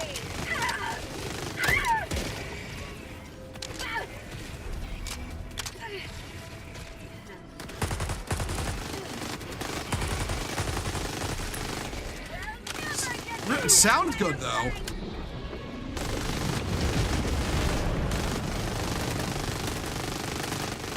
Man, that one's already got the minigun.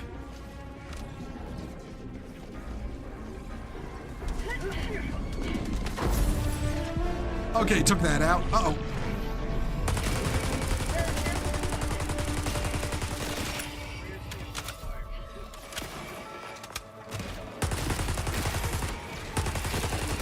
How'd you like to? Freedom never sleeps. Supplies. Cancel that. More weapons.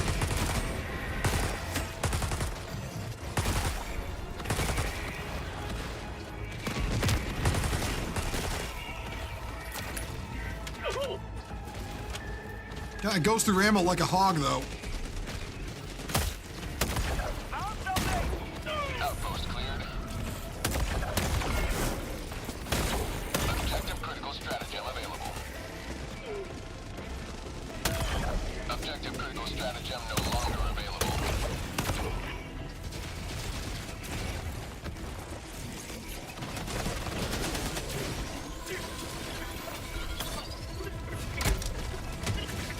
Why do they bounce? Calling down a sentry.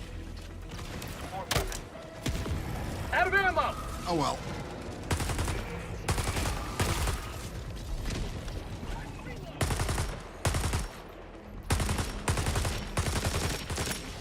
New mag!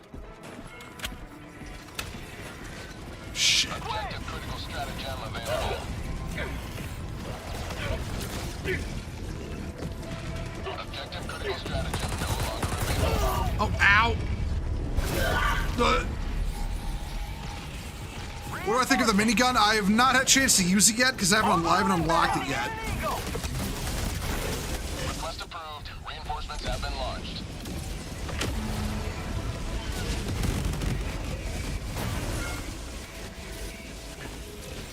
Objective critical stratagem available. Reloading!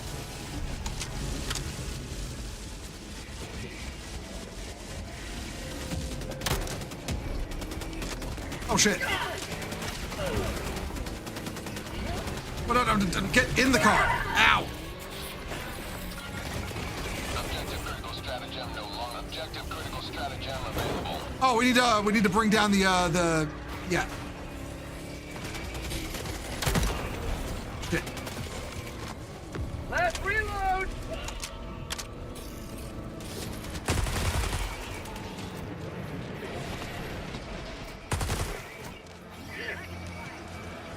I'll hang out with the car. Oh fuck! Guys, we lost the car.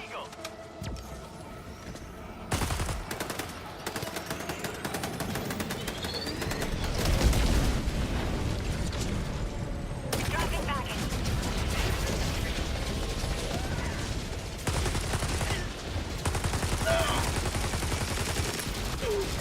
Oh shit.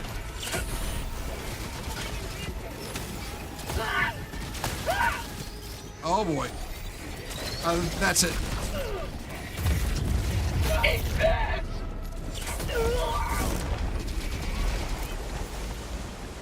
Yeah, and I'm clearing the area.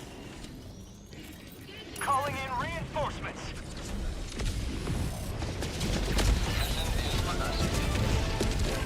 Ready to liberate.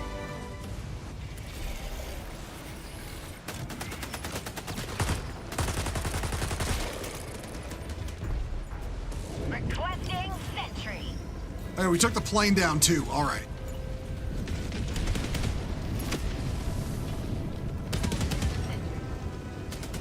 Support weapon.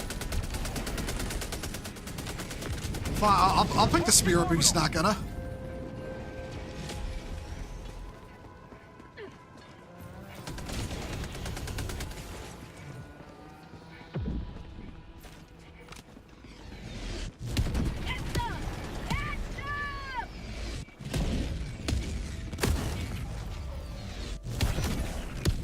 Oh shit, I don't want to be here. Calling in reinforcements. Ooh, that was close.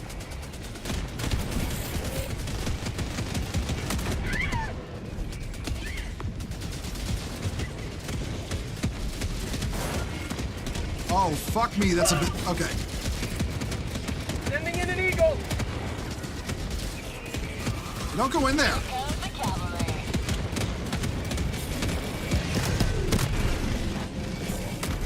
You went in there. I explicitly told you, don't go in there.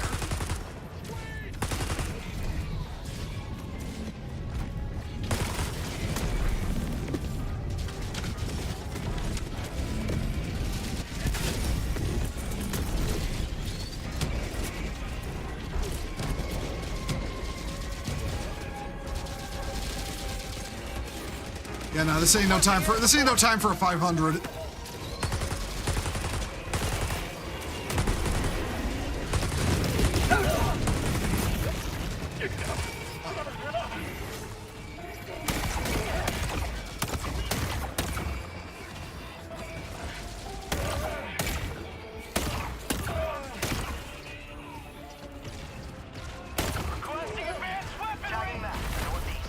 Ow. Okay. My life for Super Earth!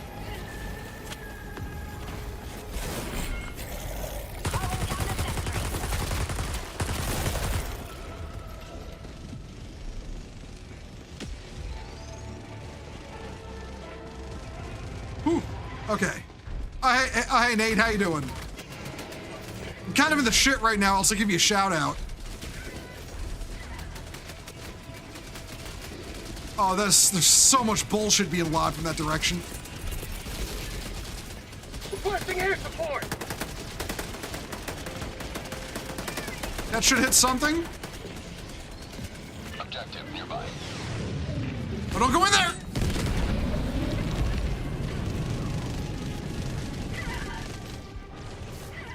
Okay.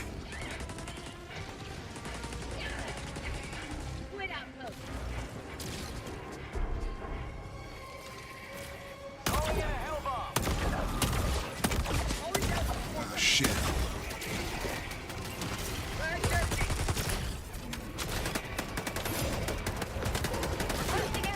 Serving up some liberty with a side of calamari. Oh, shit.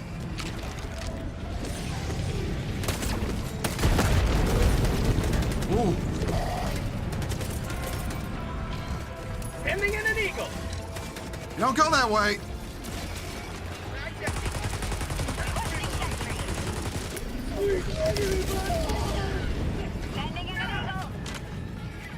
Uh-oh. Uh-oh.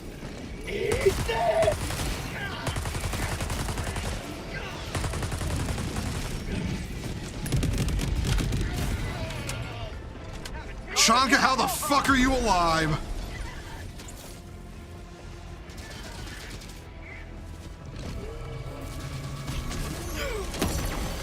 Ooh. Oh boy. Oh boy.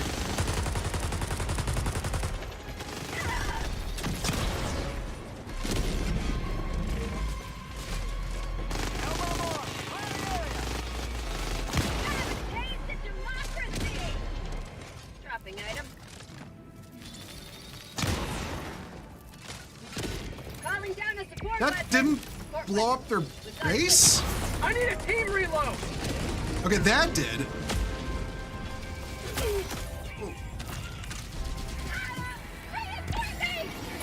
Oh no.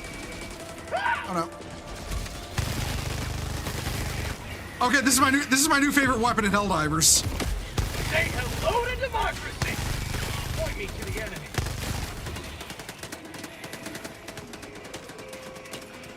Mag's empty.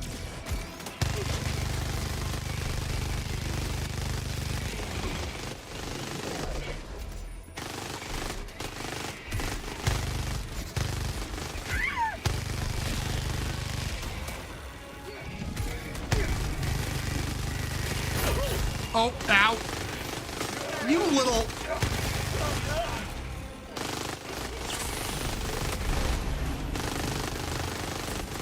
Throwing supply beacon! Yeah, I'm gonna need a reload here. I'm almost out.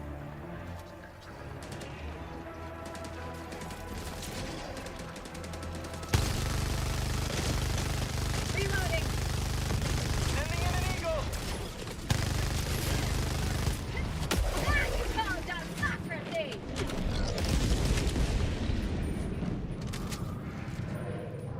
Okay, that just fully reloads the minigun. Okay. Tagging map. North. 200 meters.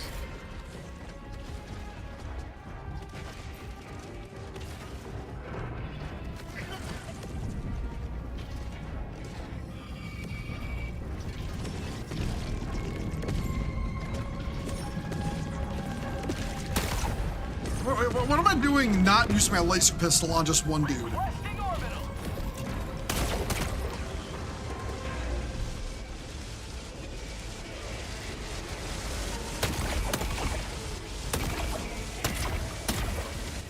Found something! More weapons.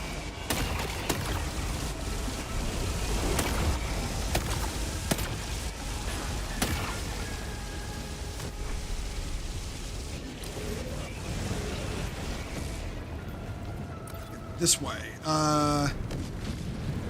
Requesting air support. Shit.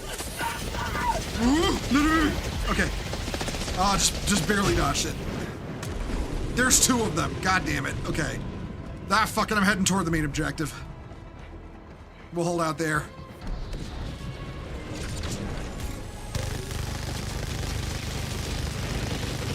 Burn, bitch! Oh, that's great. You can shoot down the airplanes with this thing. This is my new favorite gun in the game.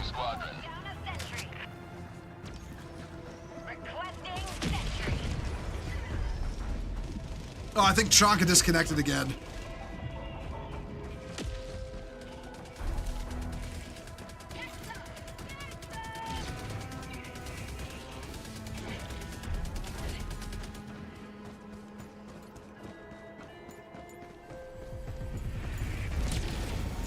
Democracy go brr. Yeah, no, it really do right now. Okay, hold on. I'm gonna pick these with the samples. That's not it. That's not it. There it is. Outpost cleared. They need to fix the shit going on to rejoin. Yeah, no, I'm sorry you're having connection issues, dude.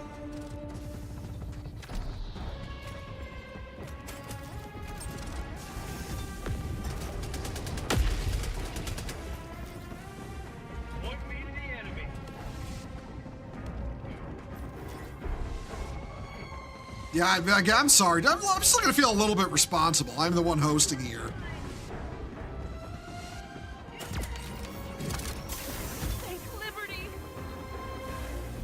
God, I look like such a beast with this thing. Like I could take on the whole goddamn galaxy right now.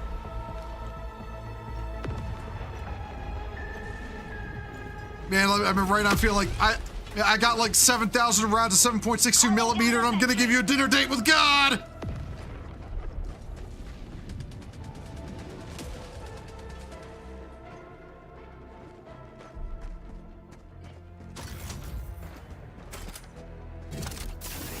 Oh, come on, civvies.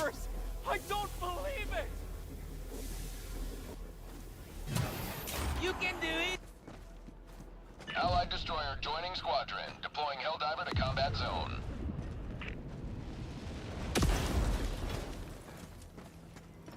All right, Chonka, your stuff should be right about there.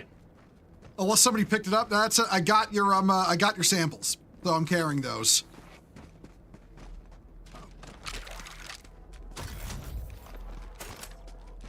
Requesting sentry. We're saved! Just bury the squids and spent casings. Yeah.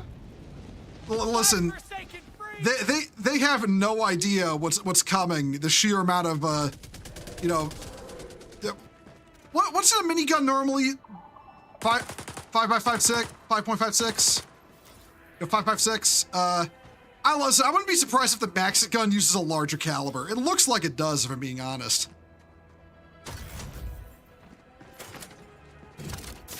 We knew you'd come. Democracy has been Well, well delivered. That's a shame. No loose ends. Their lives were in our hands. I know what I did. Dropping a pin. East. 200 meters. Support weapon. Got equipment. Oh, hey, Chonka. Dropped a minigun for you. Wait, ammo. Ammo here. We've got equipment. Get the backpack. We've got equipment. There, now you're cooking with gas.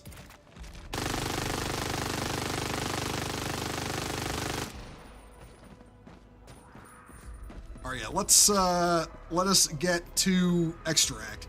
Oh no, he's going for samples and stuff. Okay.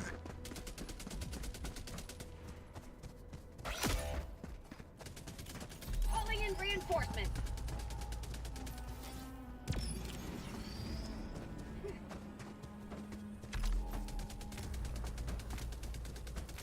Okay, you know what? How much time have we got left? Okay, I'm gonna go for those. I'm gonna go for those resources.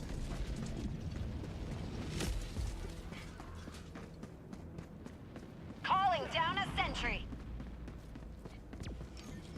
Custom tooled cartridges. Yeah, no, it's like the heavy. You know, it's like the heavy weapons guy.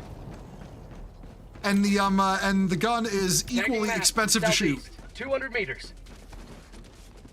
Like, honestly, with Super Earth's military-industrial complex, it probably would be like that. Let's be real.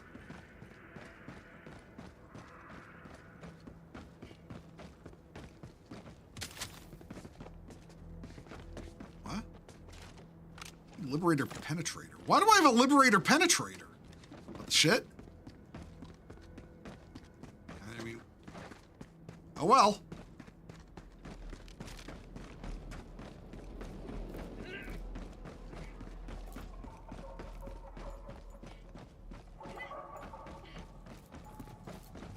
Major there. Okay, those samples are around here. How did he die?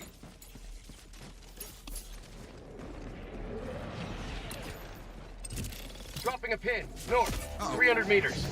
Oh. What? Oh, no. Northwest. Far. Oh, shit. Oh, how am I alive? Injury. Oh, it's all kind of shit. Injury. Great googly moogly, it's all going to shit, Kupo. Hold on. Squids. Orbital inbound.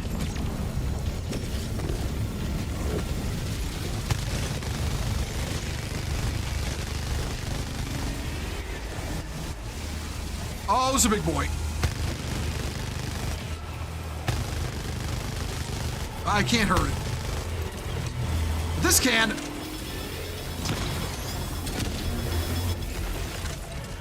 Okay, we put it down.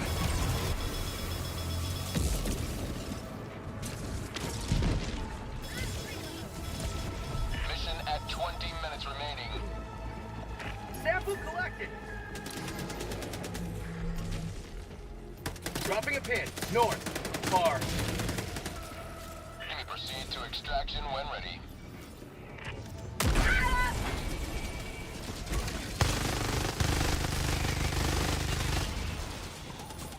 Yeah, everybody to extract, let's go. Going down a one. For prosperity.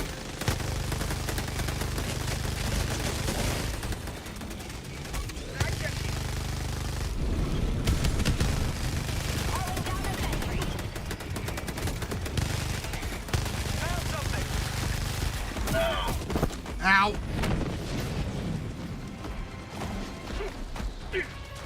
Can you stop? Can you stop? Can you stop? Can you stop? Ow. Ow.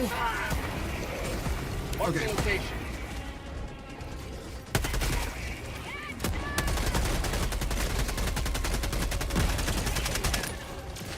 How are you not dead after that barrage? There we go.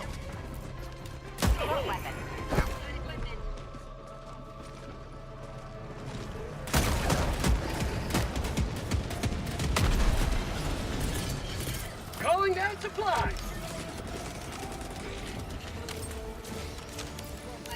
We've got equipment. I got the terminal.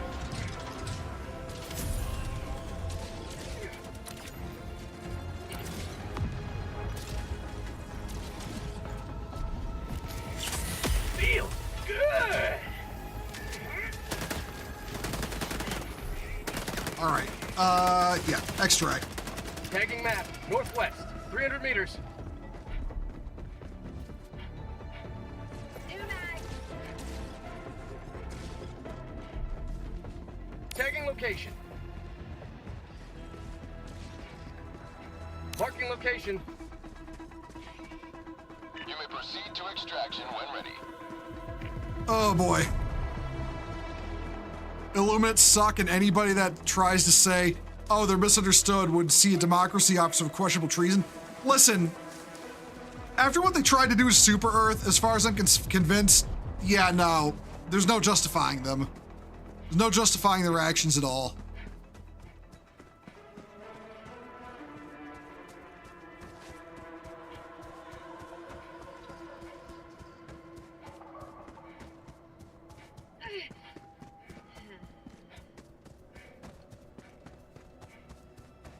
Extract is just up the road.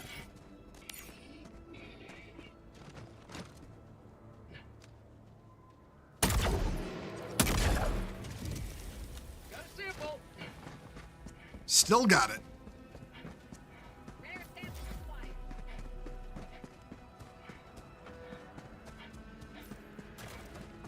Requesting sentry.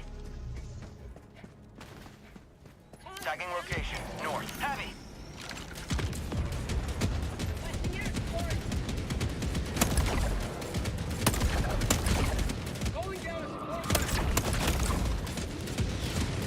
Okay, it did not get the call off.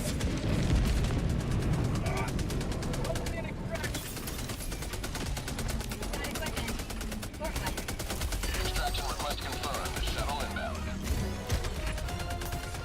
Heavy, northeast, 50 meters. Requesting orbital. Engaging orbital laser. That laser will get it. Do some tactical deforestation here. Oh shit, another one. Oh, wait a minute. Wait a minute. That's Cockrock. 30 seconds. Oh, I'm doing something so stupid here.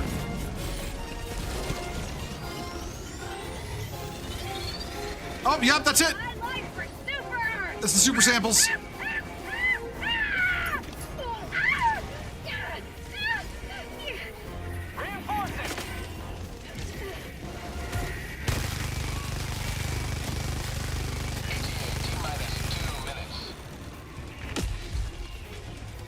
Oh, what fucking luck. We got the super samples right by extract.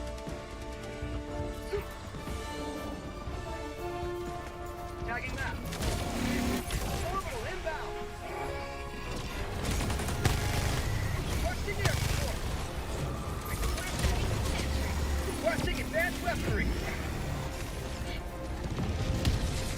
AT-AT minus 1 minute 30 seconds.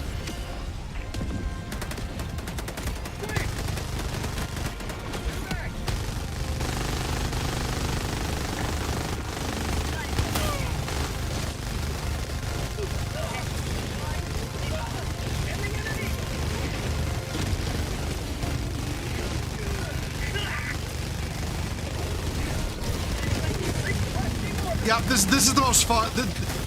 Oh, I'm overeating shit.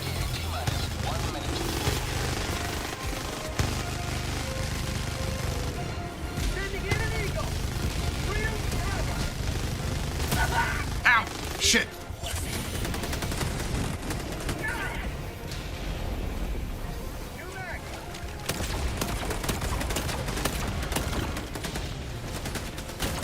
Okay, we got it.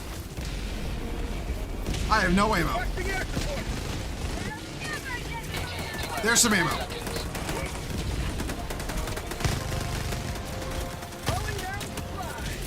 Requesting air support.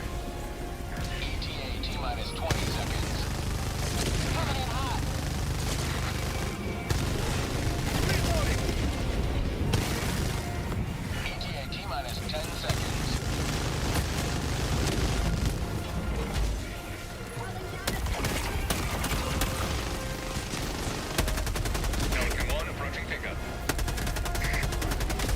Get some! Get some! Reloading. Oh shit! Oh, that was close. Everybody in, everybody in. Don't be a hero, just get in. Stand by for takeoff. Extraction complete. Pelican 1 beginning ascent.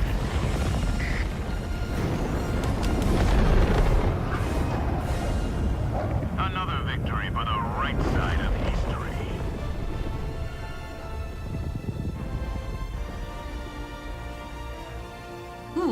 Okay. Glad I got to use the new minigun. That thing's a lot of fun. Oh, we missed a Sief artillery site. Damn.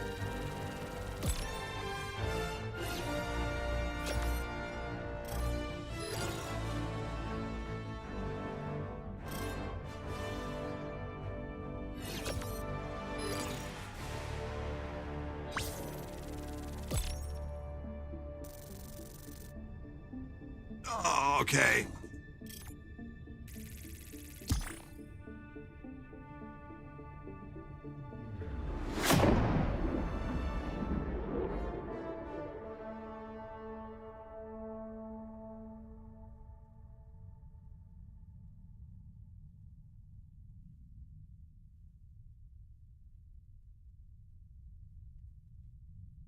Come on, load up. Load up.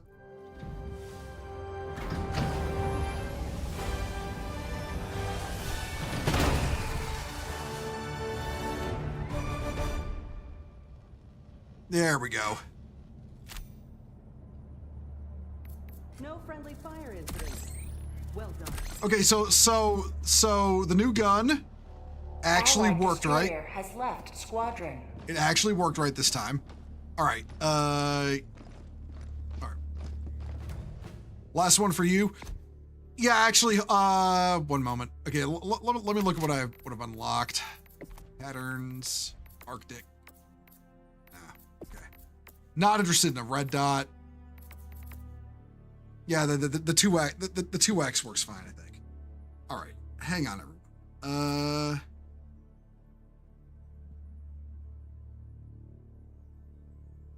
Okay, you know what? I'm gonna send y'all to watch. I'm gonna send y'all on the Twitch end of things to watch. Who's he doing what now? Okay, I'm gonna send y'all to watch Riona. She's playing Where the Winds Meet right now. The Chinese Wuxia MMO.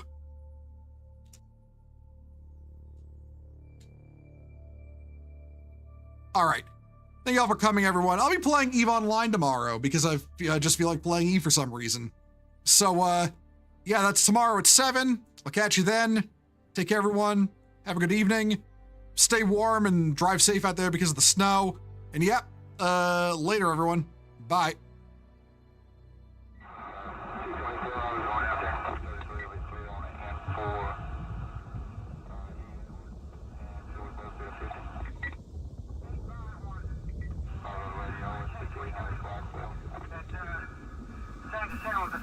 What you out there? Yes, clear. Loud, clear. In the suspicious citizen. 2423 live. We'll get them all to station. Command cut. C7? Yes, ma'am. We'll be clear, and 233 will be clear on 8 and 4.